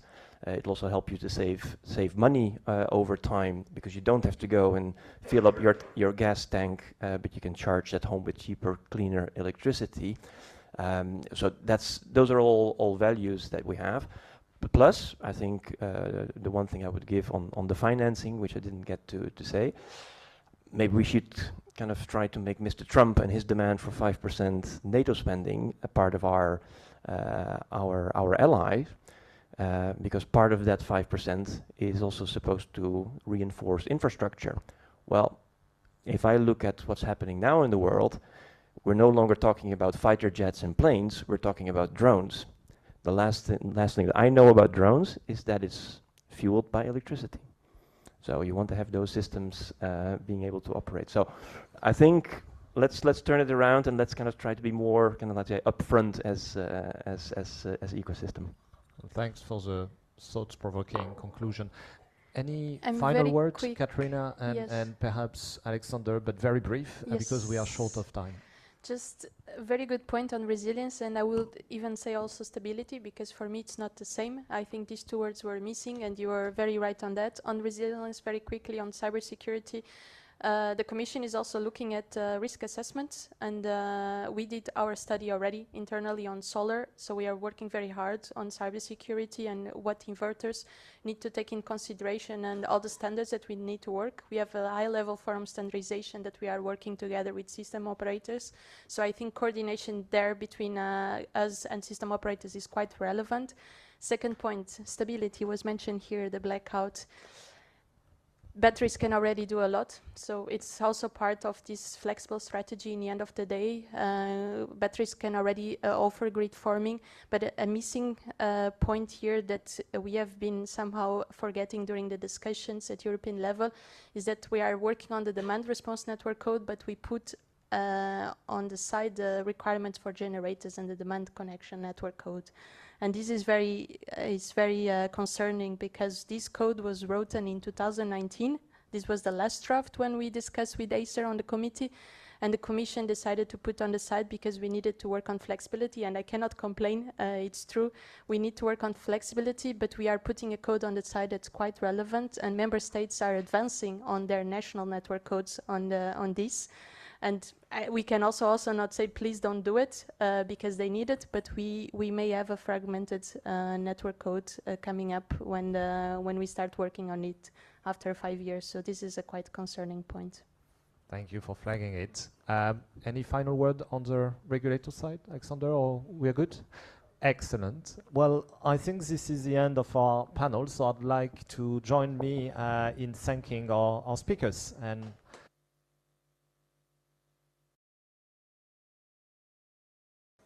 so, welcome back, everyone. I hope you had a good coffee break. It certainly was a good one for me. I got to see a lot of people that I don't get to talk to every day, and so I think that's also an important part of this, and we'll have a lunch afterwards where you'll get to do a bit more of that. But now I think we need to move on to our second panel, which is Empowering Consumers in the Energy Transition, Creating Opportunities.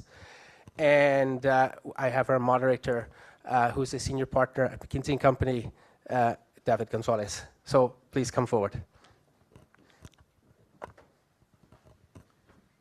Thanks a lot. Yes, thanks. Thanks, Bruno. Good morning, everyone. Thanks a lot for the to E.DSO for the invitation to moderate this panel about the consumers. I think the topic, the general topic, is we know that we are in a world that is going to be more decentralized. In this more decentralized world, consumers are going to be in the center. Connected with the consumers are going to be the distribution companies. So this is what we want to discuss today. What is going to be how we facilitate the consumers to adopt better, more electrification and more efficient electrification, and what are the implications of that movement on the consumer side for the distribution companies. Similar to the previous panel, some slides, very brief. Sorry, McKinsey always coming with slides, are only 5, so don't be concerned. Just to introduce, so this is similar to what we said in the previous panel and what Ferrari said at the beginning. This is the moment for grids. Grids is going to increase, is going to be the key enabler for electrification, is the backbone of the energy transition. There is going to be increasing investment in grids. We are, monitoring the investment plans released by companies. In average, it's a 40% increase in investments in grids. And grids are taking a bigger role in the overall investment in the energy pool. You see, from a 36% some years ago to close to 50% of overall investment in the energy sector is going to go to grids, transmission and distribution. And of course, regulators, consumers are part of that movement. Nothing super new here.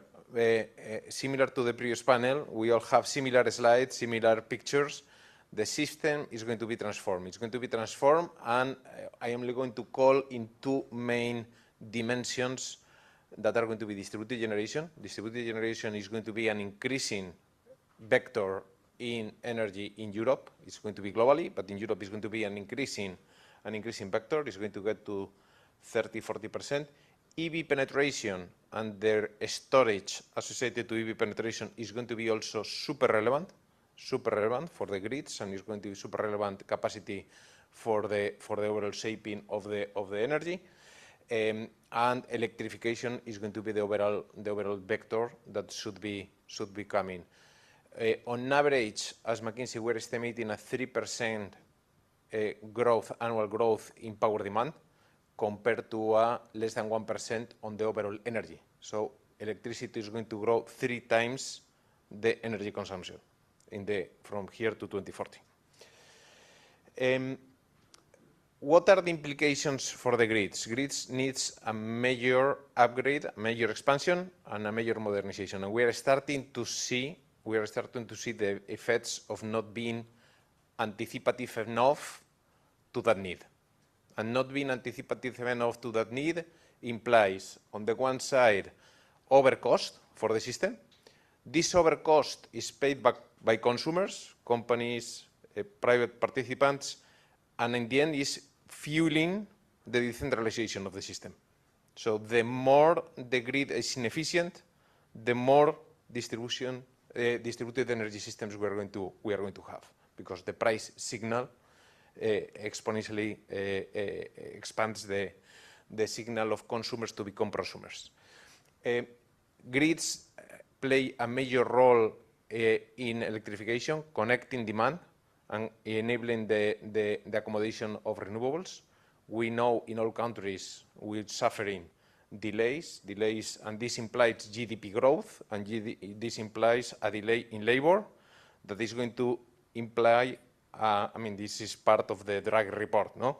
Is going to diminish in the competition of Europe versus other regions massively. This is why the second effect of becoming more competitive, becoming more growing, allowing the growth of the GDP.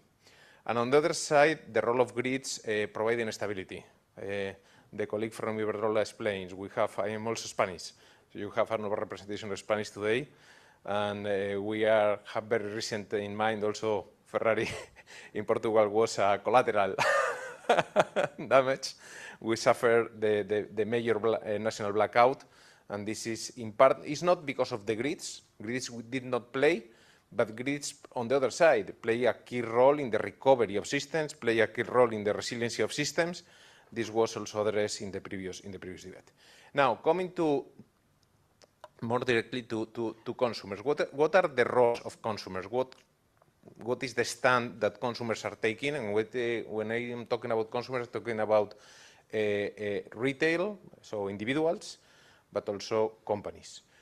The first, and you have here a degree of complexity in the role that these consumers are taking. First is prosumers. I think many of us, even without knowing, we are becoming prosumers. We have DG generation in our house, we have started having storage, so we are participating much more into the generation and into the storage of energy in our own house. Demand flexibility. And the key name for this are price signals. The more price signals we transmit to consumers, the more flexibility there is going to be, the more shift in load there is going to be. So that is going to be also a big vector, was also commented in the previous panel. Energy storage and load shifting.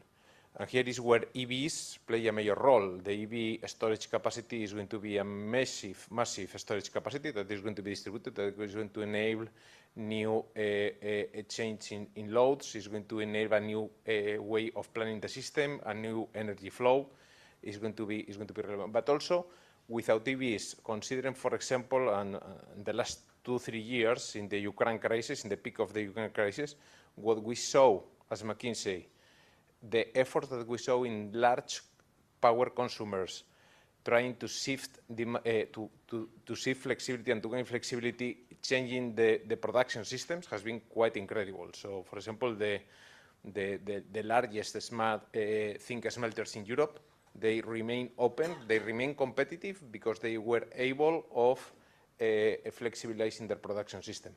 So that is going to be a key major and driving force for competitiveness in the industries and, of course, for how we leverage the assets that are going to be available. Communities of energy are also gaining scale and relevance. There is an example in Australia, one of the largest communities of energy that got 90% self-isolated, so only 10% of the energy demand needed from the grid. So major reduction in terms of energy need from the grid. And finally, efficiency and digital management, that is going to be also a very important vector. And with this brief introduction, I think these are the kind of things that we are going to be discussing now in the panel. I can do the introduction to the panelists. So I want to welcome Alejandro Urruzun de Asanza y Muñoz, head of the prosumers and consumers unit. Please come on stage. At DG Ener. Mr. Chris Heron, General Secretary of E-Mobility Europe. Alejandro, take a seat. Thanks, Chris. Mr. Lawrence Rutten, Senior Energy Policy Officer of BEUC, the European Consumers Organization.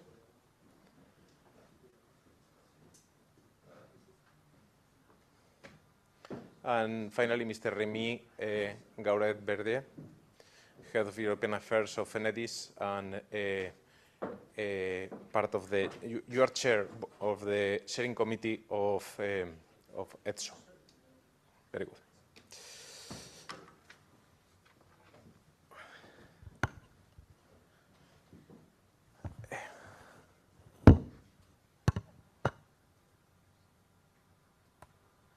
So I will start with Mr. Alejandro. Thanks a lot for coming. Very, very important moments.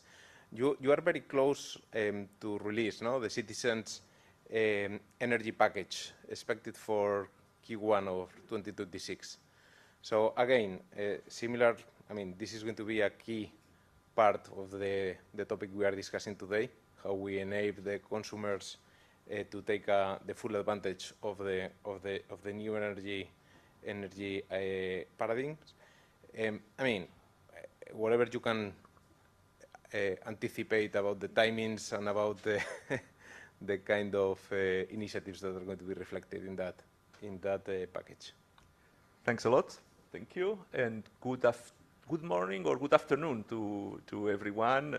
It's almost lunchtime, and it's always a challenge to be speaking before lunchtime. But it's, on the other hand, it's such a great opportunity. So I would like to thank E.DSO for inviting me to this panel. Let's go straight into it. First of all, three keywords: affordability, sustainability, and accessibility. This is really what is guiding our work in the European Commission in the area of consumers. And then here, I am very happy to have seen the presentation, because what is important is that DSOs have a key role to play. And that's why I'm very happy to be here today. You mentioned it. Basically, you are the backbone of the decentralized energy system. So in order to make your work benefit the whole European energy system and the whole European society. Obviously, there needs to be a regulatory framework. There's the grids package, there is the electrification action plan, and there is the consumers' citizens' energy package. I think my colleague Frank Hesseler was here before, and he told you, or he didn't tell you what could be said about a number of these things, but I want to just mention here that voila, all this policy work goes together, let's be like that. I'm not going to talk about that. I will just focus on the consumers element. So the citizens' energy package, which I want to briefly talk about, is something which is in the mission letter of Commissioner Jørgensen, so something that President von der Leyen has asked him to do, and actually was already announced in the Affordability for Energy Action Plan, which came about early in the year, with an indication, and here I go to the timing, that we could produce this more or less at the end of the year. I think it's going to be probably beginning of the next year. There's a lot on the pipeline, and voila, things have to come one after the other. The idea of this package is to put consumers at the center of the energy system, and this is not just a slogan, it is just fundamental for the success of the energy transition. And there is, this is not done theoretically, it's not a philosophical matter. There is evidence that we need to work harder on that. First of all, citizens, we've done surveys actually, citizens feel locked out, they don't trust the energy system a lot. There's a lack of trust in the energy system, which is important because the energy system, the energy is the gateway for competitiveness, for work, for developing yourself as a person. So if there is no trust, something is not working at a broader societal level.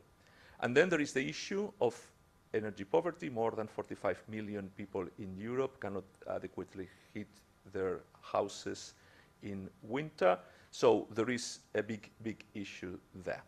So with this policy, so these issues, by the way, they are not new, but we want to tackle them with our policy package. In this policy package, we want to have a number of tangible actions which go a little bit beyond the broader policy framework, and we have structured them around 4 pillars. One pillar, which is affordability, which is basically making bills more affordable, lower for consumers, but also looking at the energy costs in the longer run, how to decrease them. Then there is the element of the just transition and fighting energy poverty, which I said per se is one of the big issues.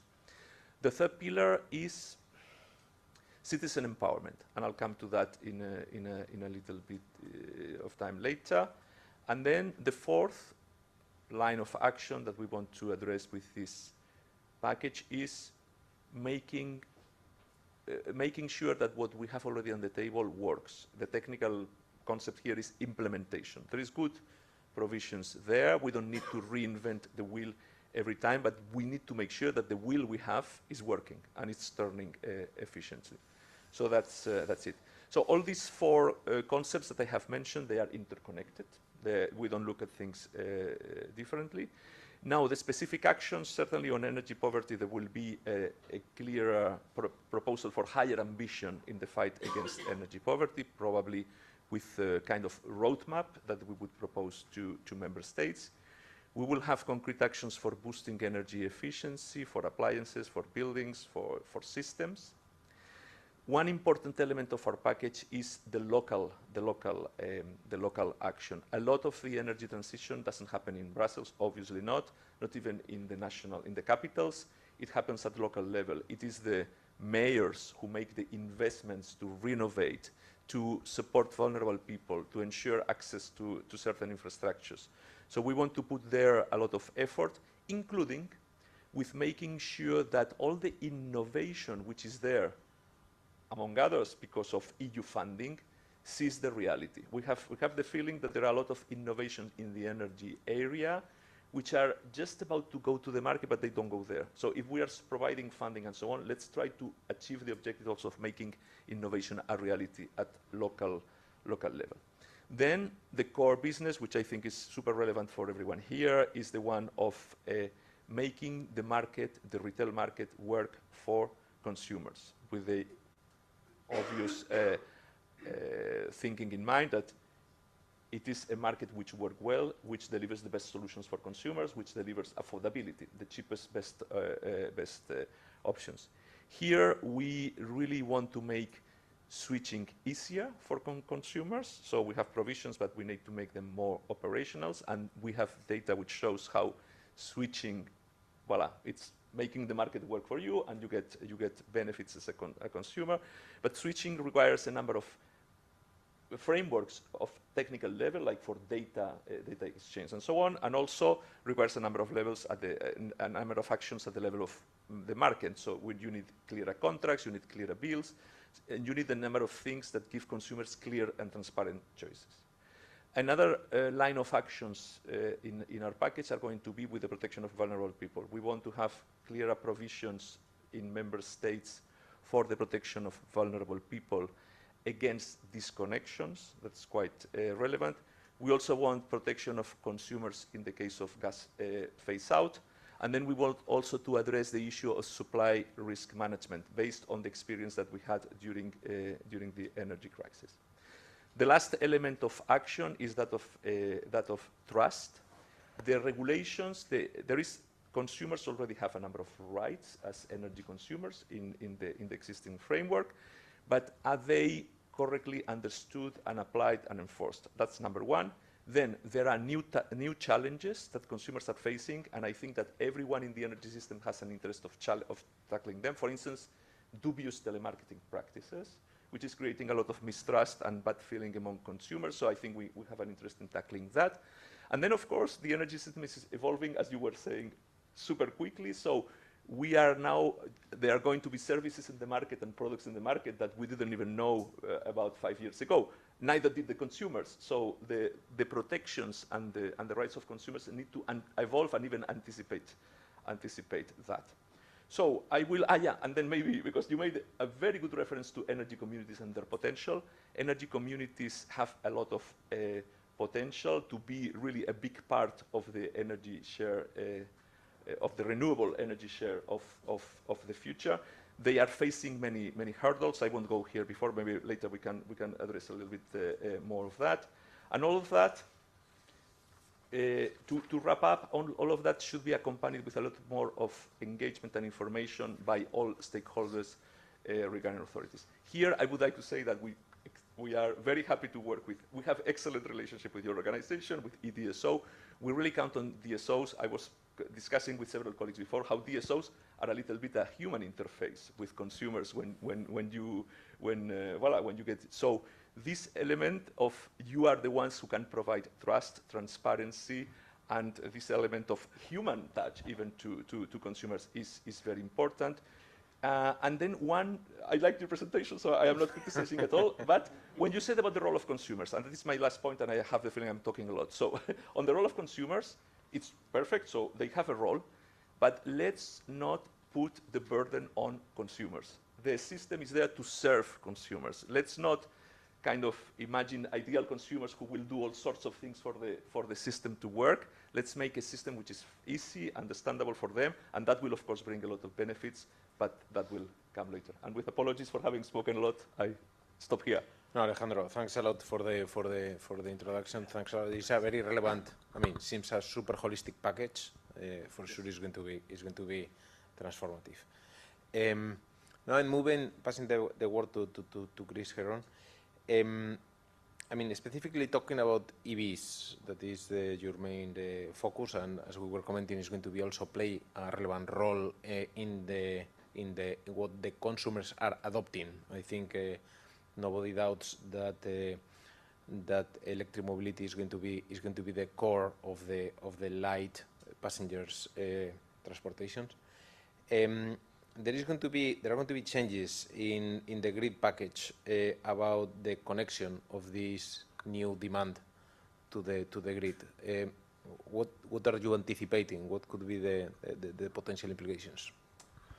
Yeah, thanks. Super to be here. Afternoon, all. I'm Chris Heron. I lead E-Mobility Europe. Very quickly, E-Mobility Europe is the association for the electric vehicles ecosystem. So it brings together car makers, charging, grids, fleets, and more around a cohesive ecosystem view. And for the rollout of electric vehicles, we both have a grids challenge, but also a massive grids opportunity if we can unlock the benefits of flexibility, as has been mentioned already. Specifically on the question related to the grids package, firstly, on the charging side, I think it's a big European success story already, the speed at which we've managed to roll out charging, especially for our passenger car segment. We now have over 1 million public charging points across Europe. We have charging points at home, and that number continues to increase. Where we have the bottleneck to accelerating that is on the time it takes to get grid connections, especially in key countries. And that's where Europe really lags behind other parts of the world, like China. It can take several years in some countries to get grid connections. In China, it can take a few months. And that's maybe a bottleneck to the speed of the transition. We have a lot of political debate at the moment about Europe's ambition on electric vehicles. Certainly, if we can speed up how fast we can install chargers, all the better to show that we're ready for the timelines that have been set for us. That's true for passenger cars, but it's especially true for trucks, I would say, which have the big power requirements, and where we don't yet have the critical mass of chargers installed across Europe to give buyers the confidence they need to purchase that electric truck and get driving. So the grids package, I mean, we would love to see in an ideal world, as everyone, that EV charging stations would get very high prioritization, of course, but we also understand the political realities that everyone is asking to be prioritized, and you can't prioritize everything. So in general, the move away from the first come, first serve principle is very supportive. And if we could concentrate on, for example, more mature projects, that's a step forwards. And also prioritizing projects which have co-benefits for the grids. So if you're installing an EV charging station together with a solar panel, together with a battery, and you can show that it's not just to charge the EV, but also to help the grid, then we think that could be one way in which the Commission could give a prioritization to this type of projects, encourage faster rollout of EVs, but also the accelerated uptake. So we know there's a lot of willingness. Now the question is, can we make it happen? And we'll be watching the grids package with interest. Thanks a lot, Chris. Now, switching to Remy. I'm bringing here the voice of the DSO. How DSOs are, addressing these kind of challenges that comes for the consumers, affordability, poverty, and also the new adoption of new solutions, that are coming in place for the consumers. Thank you, and thank you for the invitation. First, let me highlight that this pure male panel is not reflecting perfectly well all the efforts we do, at least in ENEDIS, to better manage gender and diversity. So I'm sure we can do a bit better. The plan for DSO is to plan. That's as simple as that. The plan is to plan. And it is, we connected 2 gigawatts of renewables 2 years ago. And last year we connected 5.5 gigawatt, and this year it will be more than 6 gigawatt. If we wait and if we check every morning what do we have on the to-do list, it cannot work. So it was mentioned by Dietrich regarding the equipment, we have to plan. And to plan, and you mentioned it, thank you for that, the local authorities and the mayors, is to have a never-ending and ongoing discussion with local authorities, customers, project developers, to know or to better understand what they would like to do. And in France, by chance, it's really well structured. We call it Regional Renewable Energy Connection Master Plan. It means that we go everywhere in France and we have this discussion with the local authorities to discuss with them what they would like to do in terms of renewable connection. And we have exactly the same debate with the EV chargers developer. It's another master plan, so a lot of master plan, but it's a fruitful discussion. And based on this, first, we have a better view of what the developer would like to do. Then we can pull the connection, and pulling the connection means that there will be, it will be cheaper for every single connection. And it's also a way for us to explain to the developer, the consumers, the charging station developer, where it makes sense to connect. So to explain where are the capacities on the grid. And last but not least, we can also, mentioned by our colleagues and friends from T&D Europe, provide this visibility in terms of equipment we need to the industry, and then as they can decide if it makes sense or not to open new factories in Europe. And we strongly believe that that's a must. And based on that, we can, and we are currently investing 6 billion euros per year. So for 6 billion euros per year, definitely you need a plan. Very good. Thanks a lot, Romy. Now, finalizing our first round of interactions with Lorenz. I mean, you are bringing here you are the one closest to bring the voice of the customer, and especially, as Alejandro was saying, the most vulnerable customers. What safeguarding do we need to keep in mind for customers? Yes, thank you. My former director always said you should never assume people know who you are. So my name is Laurens. I work for the European Consumer Organization, or BEUC by a cryptic French acronym, and I will represent consumer organizations in Brussels, and echoing a bit Remy before me, that includes male, female, and other identified voices. And so I don't want to echo Remy's comment there.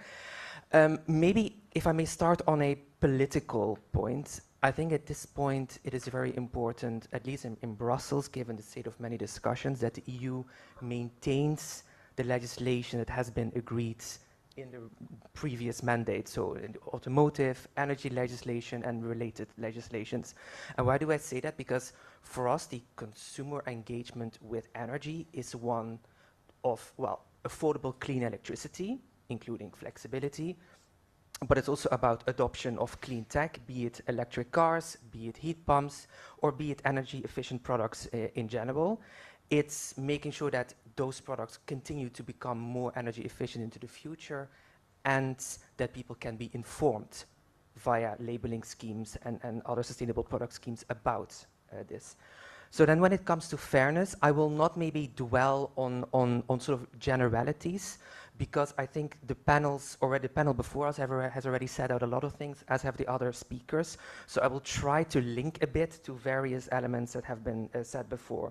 But what impacts fairness? Well, first we need to recognize that consumers are diverse based on a lot of criteria that I think you can imagine yourself, various demographic criteria, and so are the different EU energy markets.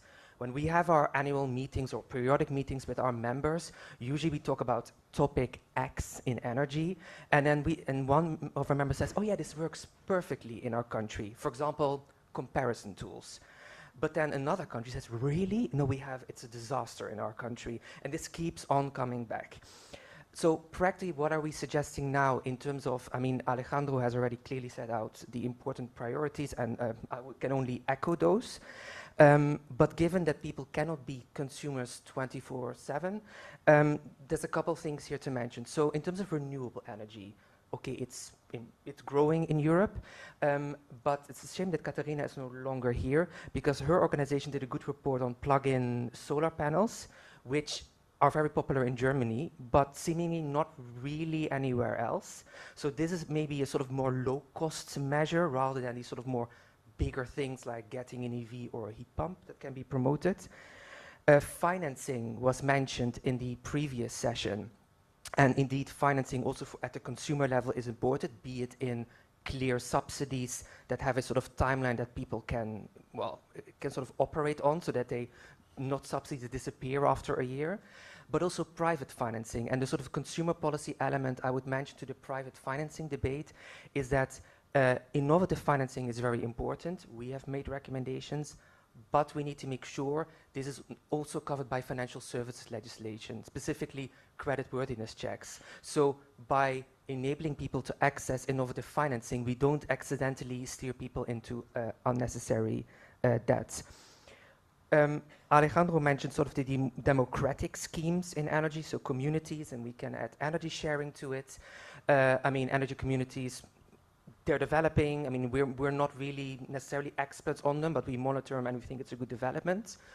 On energy sharing, this has a clear affordability element too. It widens, in theory, access to renewable energy for people that, for whatever reason, cannot generate their own renewables. And here, the law is there, the law is good. We just need to see now how it develops in practice. And that also links to, I think, what the colleague from SEER was saying in the previous session about best practices, and sometimes perhaps worst practices as well, to know what works and what doesn't. And I will speed up a bit maybe for the other parts, but on flexibility, I will just for the sake of brevity combine network tariffs and the sort of broader electricity tariffs. And here I think one avenue that can be looked at is, can we have offers, and also in terms of the network tariffs, that are time differentiated, but that have some sort of price corridor or some sort of cap at some point, or alternatively that reward consumers for helping the grid, but not necessarily penalize them when they don't. So we sort of have an easier transition to a dynamic system.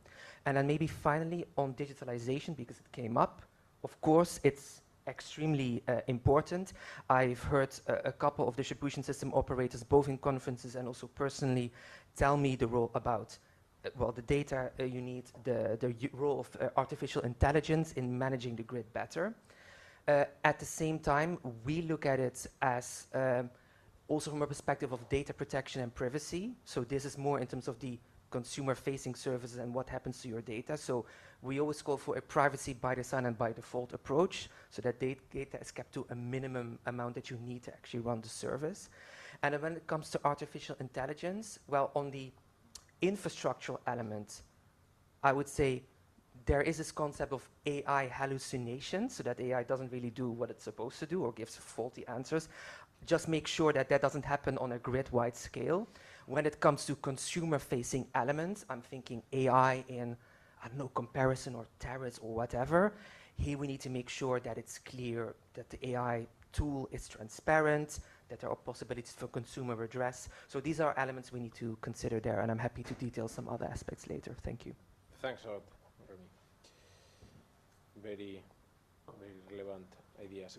Going back to going deeper in the concept that you just explained about energy sharing, and also Alejandro went into that, the role that energy communities may play as you are envisioning the relevant role for energy communities in Europe. But seems that, I mean, still energy sharing is marginal and is not taking off. What are the new enablers? Why is this happening, and what are the kind of new ideas that may come to accelerate this energy sharing? Please. No. There is another one there. Sorry, we could share. We are sharing. Talking about sharing. Absolutely. No, thanks. Thanks for the question. Perhaps before I go there, I think I should also mention that probably the composition of this panel in terms of gender is certainly not reflecting how the Commission sees not the future but the present of energy policy, which is one of inclusion and which is one of equality. I think the good news is that this will certainly be less and less the case in the short term. Actually, this morning I was in another event which has been put in place by the Director General of Energy, which is one of equality in energy, and there are a number of work streams to tackle problems which lead to, voila, the situations that we see here. But again, I think I am personally quite, how would I say that, convinced and engaged in making sure that things will be different in the very near future. Now, on energy communities, I think that, first of all, there is a lot of potential. So we have already a framework for energy communities. There is already 8,000 of them, more or less, in Europe, but it's very scattered. The situation is very diverse in Europe. You don't have similar situations in different parts of Europe. When I start always to talk about energy communities, I always like to bring a human example. So I am, in my responsibilities, I'm responsible for local initiatives, and one of my projects is renewable islands. So every now and then I go to European islands to tackle the specific problems of the energy transition in islands. And there I met a person who was very concerned, very engaged in the community of a small island in the Atlantic Ocean. And then she told me, Alejandro, I wanted to set up an energy community in my place because it's really a community which has a lot of needs. And I thought that by bringing cheaper energy, not only I would make the lives of the people in my community better, but I would integrate better. There would be other social aspects there. So first thing I did is I went to the town hall and to the authorities to ask for permission. They told me, I don't even know what you're talking about. Okay. So I went to the bank to ask for money. And they told me, we don't know what you're talking about. You're not getting any money. Then she went to the network operator and asked for a connection. And they told her, no, you have to wait a lot. You're not going to get a connection. This is exactly the kind of stuff that we want to tackle. So we have a framework, but obviously this framework is not allowing to overcome the administrative barriers, the issues related to financing. So how do you get the seed money? Because the financiers, the banks don't even know what is the returns of investment and so on, so they cannot do. And then there is also obviously the issue of access to the network. So with what we are doing now, we are trying to a little bit tackle all those elements, including a stronger action on financing, on seeding communities, and on information, on making sure. No, sorry, because my colleague from the island also said, and the fourth thing that she told me is that, and by the way, when I talk around my community and I knock on doors because I want to set up an energy community, people close the door on my head because they think I'm a salesperson and I'm trying to sell them whatever funny product. So there is the fourth element also of information and awareness. So all that we want to tackle. Here, to be concrete on taking into account the framework in which we are, is that there are also energy communities need to collaborate with system operators. So I think it's a win-win, and I think there are lots of synergies, and there is a role also for DSOs there. Then smart meters, we have mentioned energy sharing, self-production. I think we need to go harder for the rollout of smart meters, of the infrastructures for data sharing. So there is some traction there, but I think we need to go harder if we really want to go to a situation with energy communities being a non-peripheral but a real player in the market, and also citizens, not in energy communities, self-producing and consuming energy. So voilà, that's basically what we're looking into. Perfect. Thanks a lot, Alejandro. Remy, one of the transversal themes that I think has been commented in many of the interventions is the cooperation and coordination between stakeholders in the energy system in order to allow the consumers to play leverage these solutions. DSOs may have a very relevant role through data, through digitalization. How do you see, DSOs advancing and progressing towards enabling this coordination and cooperation?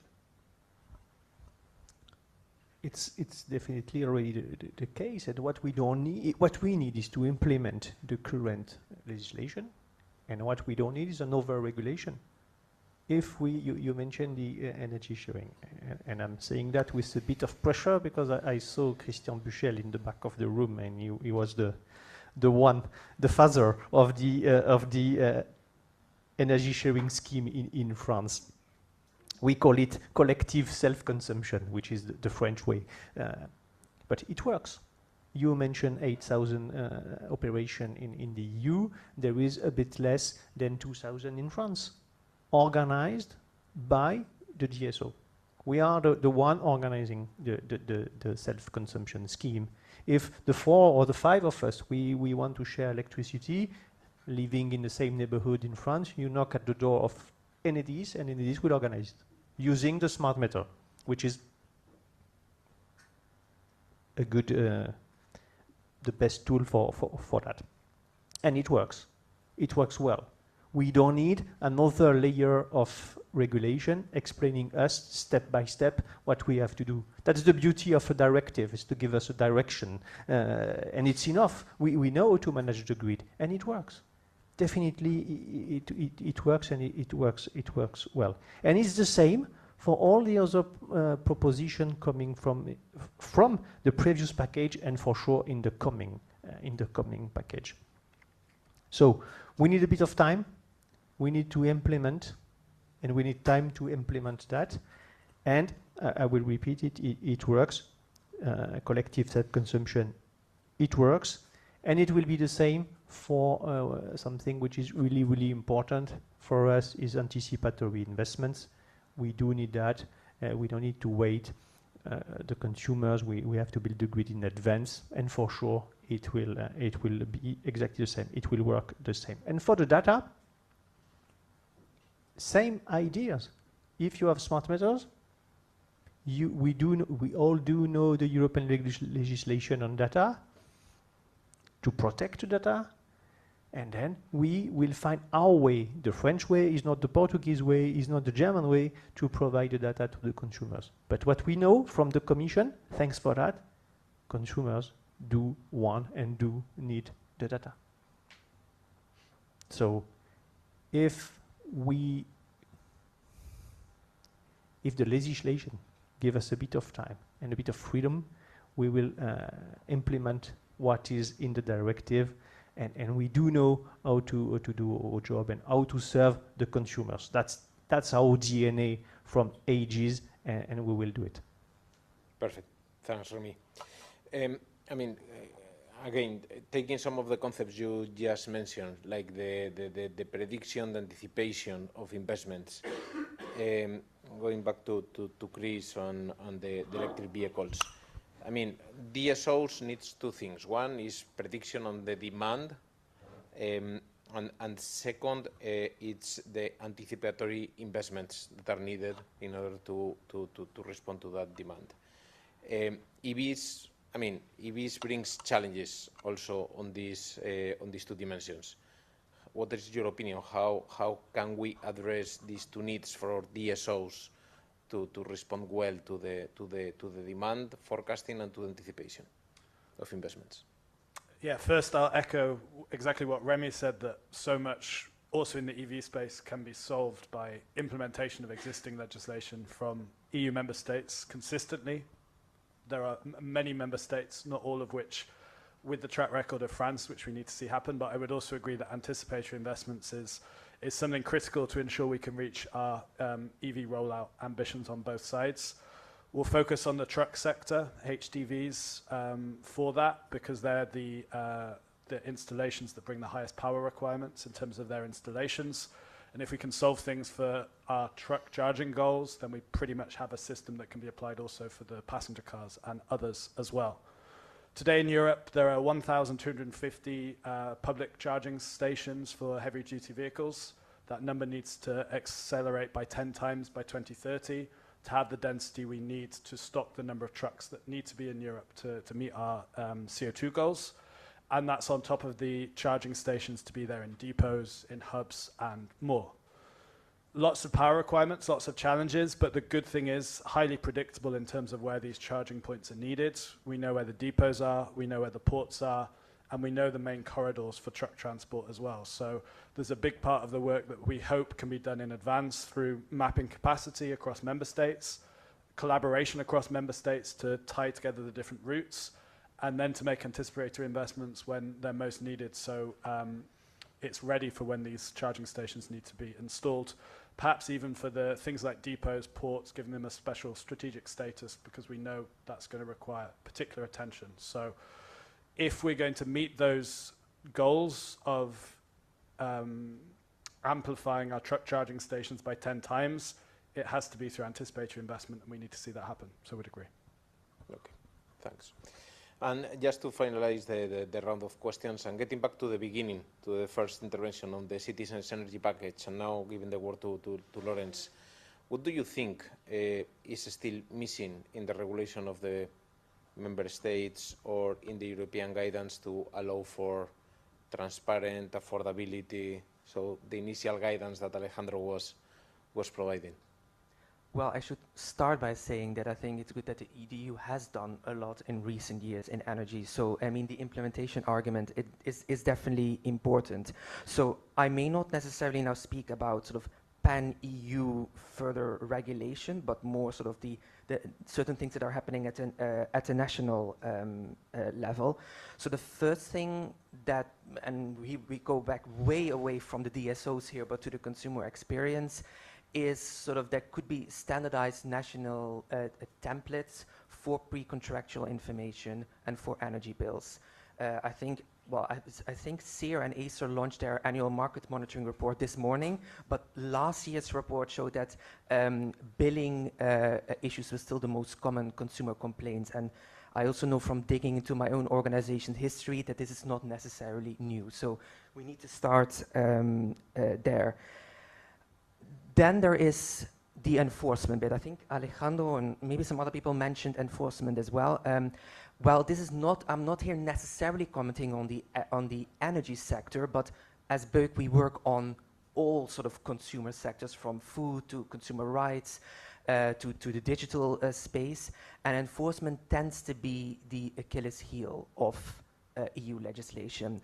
And what is required, among many things, is that national regulators in all European countries have sufficient resources to enforce legislation, but also that regulators, and I know this is also something that they say themselves that they're doing, is that energy regulators are cooperating with other regulators, given the fact that energy now is such a broad experience that includes digitalization and many other aspects that not in every country an energy authority can only do. There are exceptions. For example, in the Netherlands, the authority is, well, energy and consumers, which is rather helpful. Then a more sort of like very practical aspect is you're a tenant or you're a person who does own their flats, but in a multi-unit building. And this is very complex. How do you enable people to get approval to do certain things, either when they rent? I mean, I'm a renter in like a dinosaur age energy space, so I can't do any of the things that Remy was mentioning before me because I don't have a smart meter. It's all outdated. But there are examples what could be pursued there. For example, I think this was highlighted in a report on plug-in solar panels, not by us, but by another organization, that Germany has clarified, at least for plug-in solar panels, what tenants need approval for and what they don't. And now maybe I'm being too idealistic here that we can copy-paste this over to other countries, but perhaps what works for Germany can work elsewhere. Similarly, like the smart meter rollout works in other places and maybe a bit less in Germany. The multiple owner, the home ownership construction is more complex. I don't have the answers there yet. So anybody that has heard about good initiatives at the national level that allows people who get blocked at some point by this home ownership politics is more than welcome. And then finally, because as I was preparing this this panel, I asked two of my colleagues for more input. So one of my colleagues is Sophia, who, well, she's like the queen of heat pumps, let's call her. And here it's important that we really improve the awareness about heat pumps, because our UK member, granted they're no longer in the EU, but their research remains as relevant as ever, found, well, they did research into how prepared people are for their gas boiler to break. And the conclusion was, people are not. That is, of course, a problem in itself, but there is a secondary effect that if a gas boiler were to break down, I think about 76% of people would choose another gas boiler, because I also understand it. If you're in summer, I mean, super cold, the thing breaks down, I don't think that's the moment where you're going to be like, let me research this cutting edge technology, which we do know from the people that have it works, and that is financially beneficial and also in terms of comfort. Similarly, another colleague of mine, Robert, who covers the electromobility side, here we still need to see, okay, we have lots of new legislation there. how will the car charging experience develop over the next couple of years?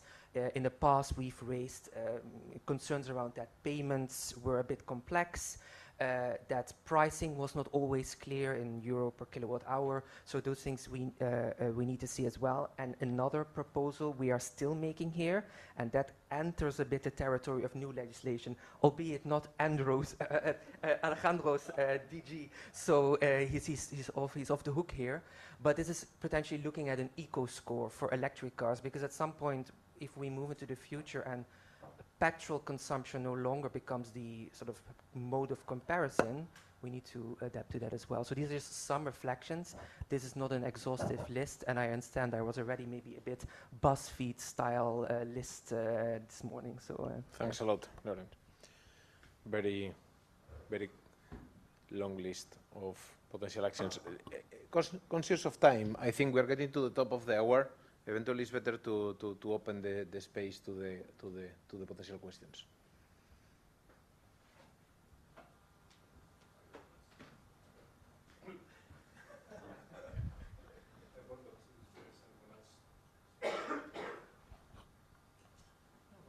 Okay.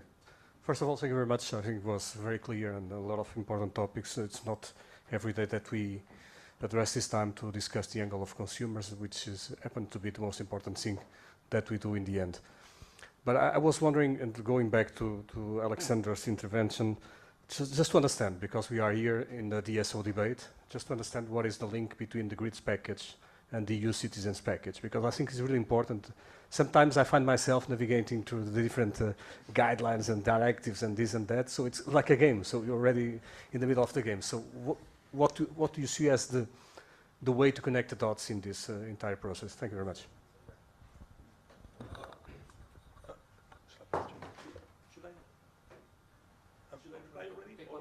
Yes. Thank you very much. I'm Santiago Gallego for ID, the DSO of the Iberdrola Group.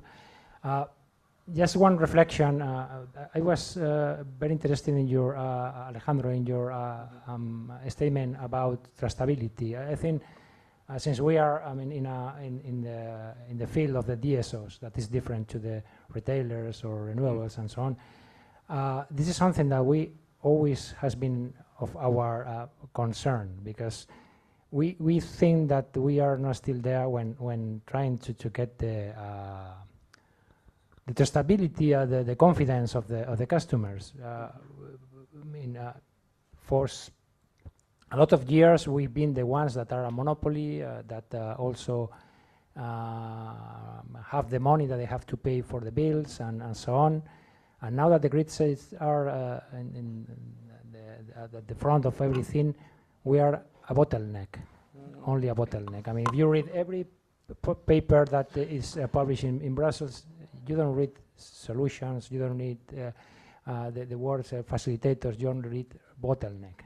So, I mean, this is again a challenge we have. So I was glad to hear that you were conscious of it, that is a good thing. And the second comment is, do you think there is a way of trying to change the mindset of the customers? Because it's not just changing the mindset, but it's affecting what we were discussing in the previous panel. The previous panel we were discussing about permits. And permitting is getting the people, giving the permit to us to build the grids.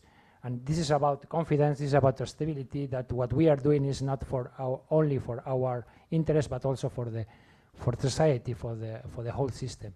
And also, when it comes to a stable regulation, regulators, I'm sorry for saying that, regulators have the concern that then customer will tell them off because they are giving more money to the DSOs. So, but this is not the case. The money is for the distribution installations. It's not for, I mean, for the customer's sake. If not for us, it's for the society again.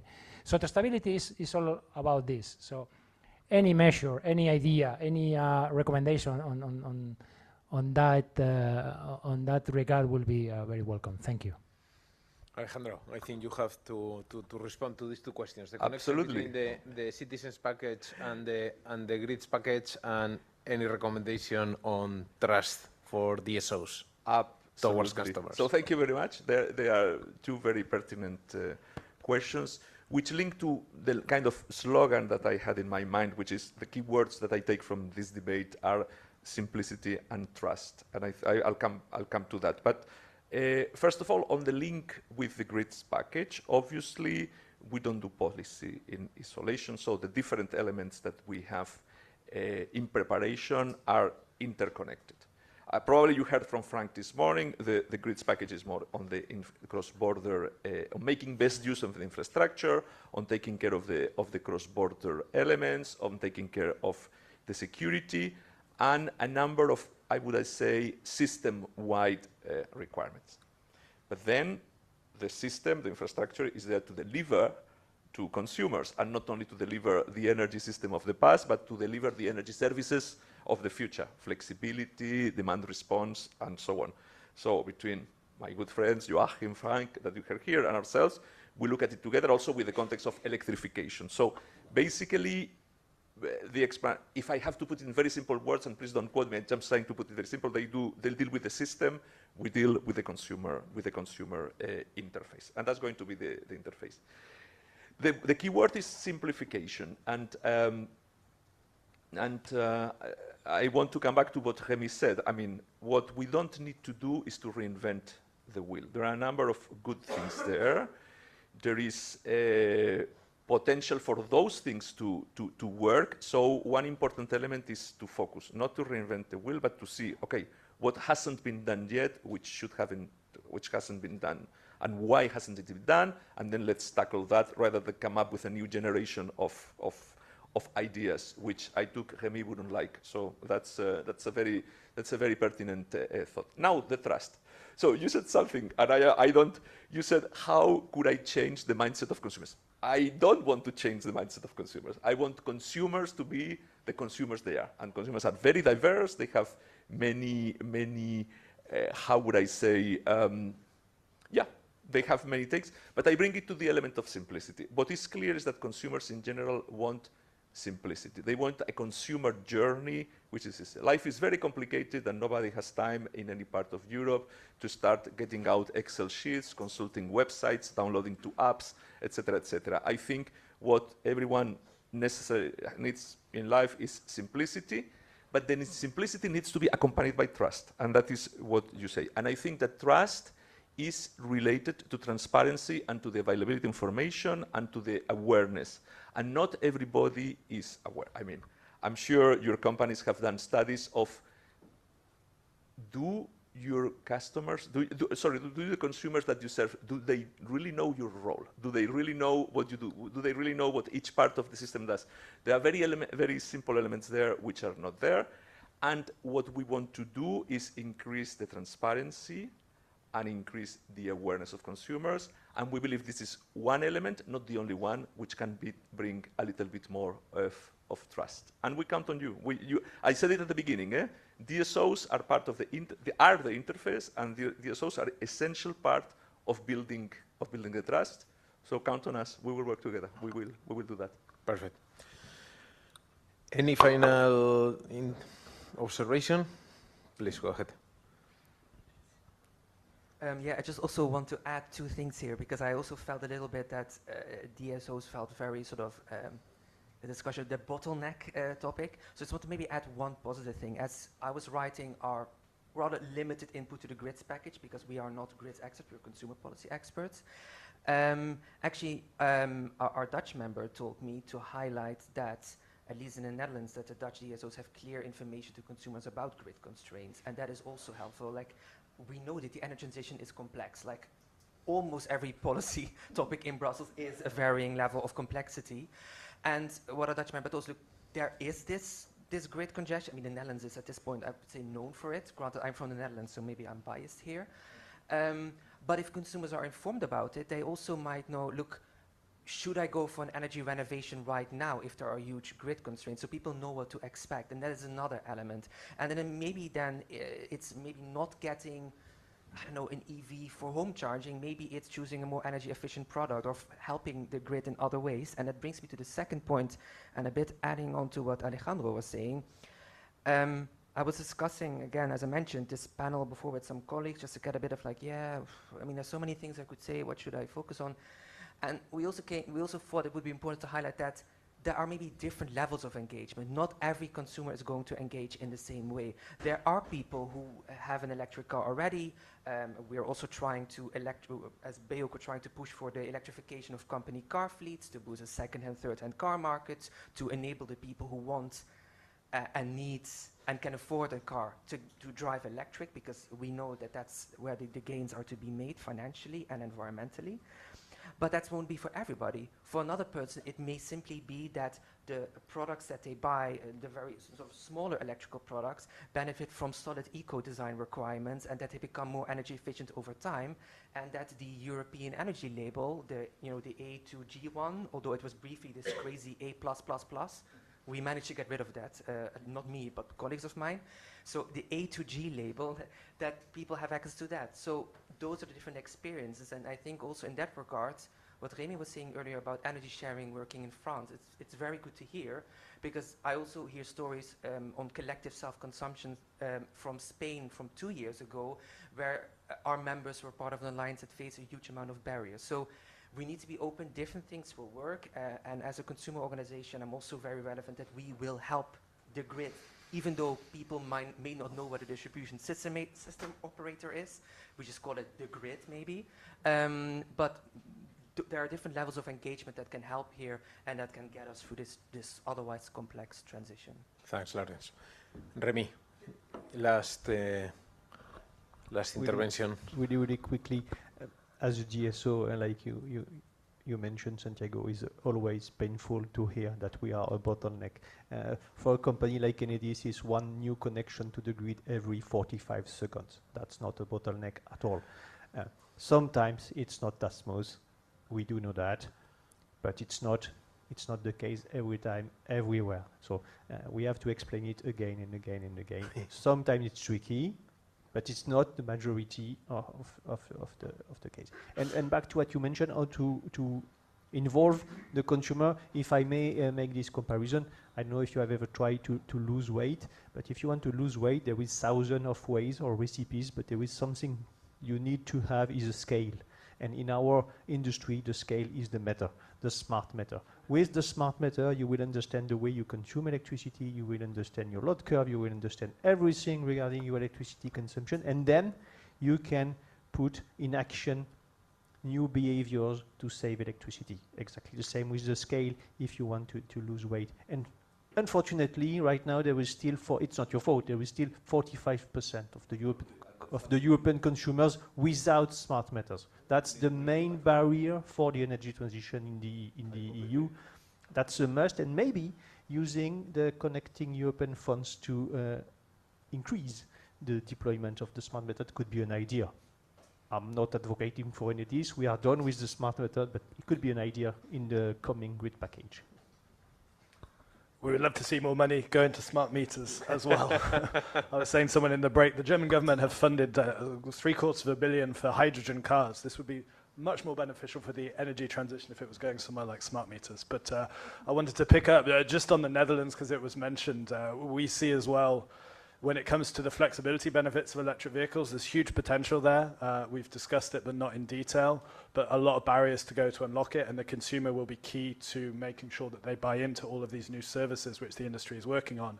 The Netherlands is one of the front runners in testing out the vehicle-to-grid technologies because it's the one facing high grid constraints today. So it's looking at the solutions to that, but it also has that consistent communication mentioned towards its population which they're buying into. So simplicity, trust is key, but then also the feeling that consumers are buying into that overall system can work, and we hope to see that in the next 5 years for EVs. Perfect. Thanks, Chris. Thanks a lot to the panel for the rich discussion. Many different topics that for sure any future directive will need to address. Thanks a lot.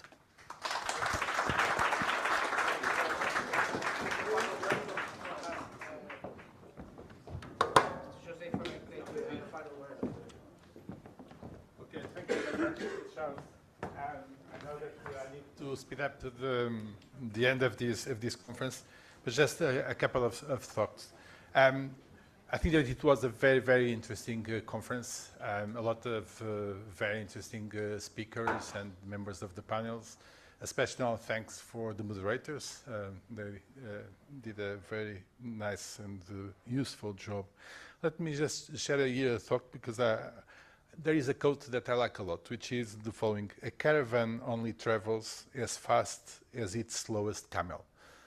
So don't take it literally, but the image is clear and it applies to what we are doing here.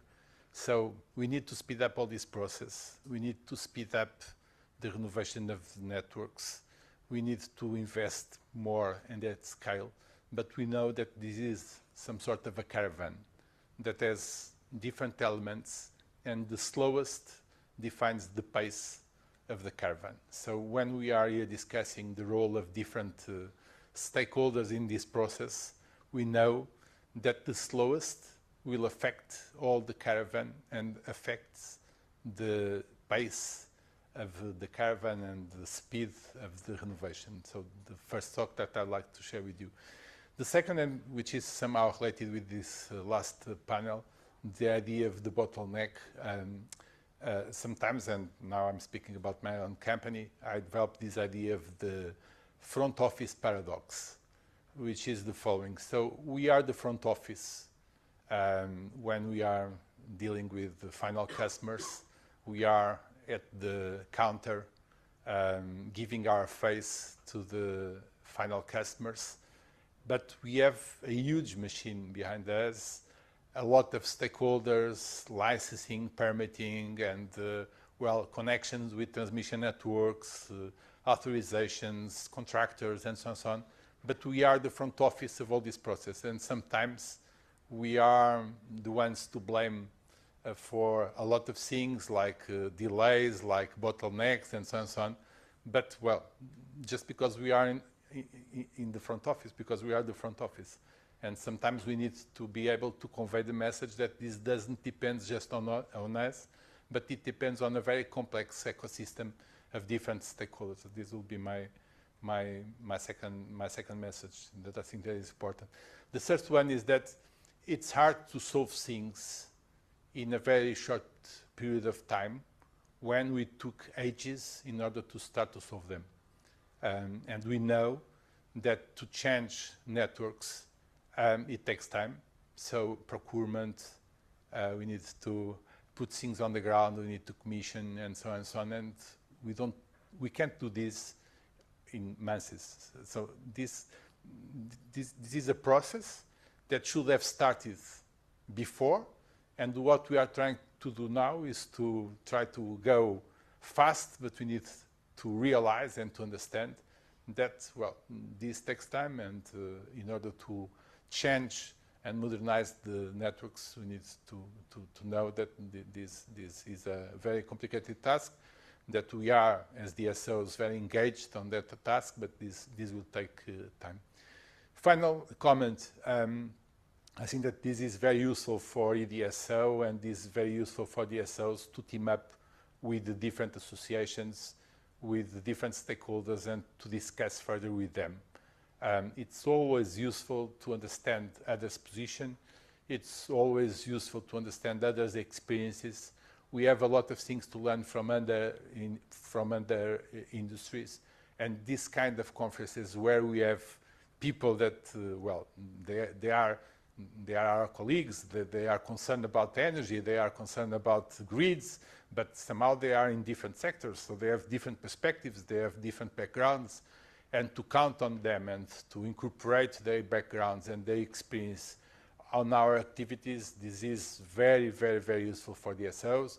And I believe that E.DSO, our association, has a very important role to play here, and to try to make bridges between DSOs, associations, customers, people that produce equipments, and well, I think that this is the kind of things that E.DSO should do more and more, and we are doing that in a very good way. But I think that we should do this better. And I think that it was my final comment, but it was not. The final comment is about HR. So I can't close these remarks without mentioning HR. We have a real problem in Europe regarding HR and qualified HR in order to implement the investment we are discussing here is a problem that Europe has.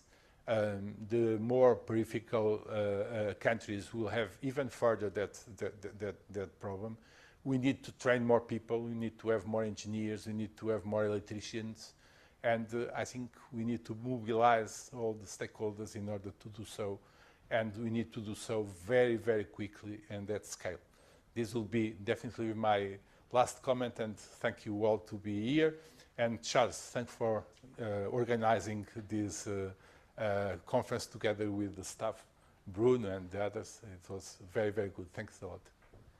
Thank you. A round of applause for Ferrari. And just a final word to thank, of course, also I'd like to thank our members who were in the organizing committee for the policy conference. So thank you to them, as well as all the staff of the E.DSO Secretariat who did a great job organizing today, Bruno on the policy team, but also Paula and Veronica.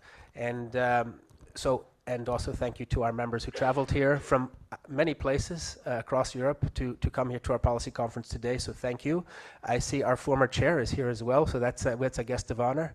And yes, so and now I'd like to welcome you to some lunch. So thank you very much, and have a great day.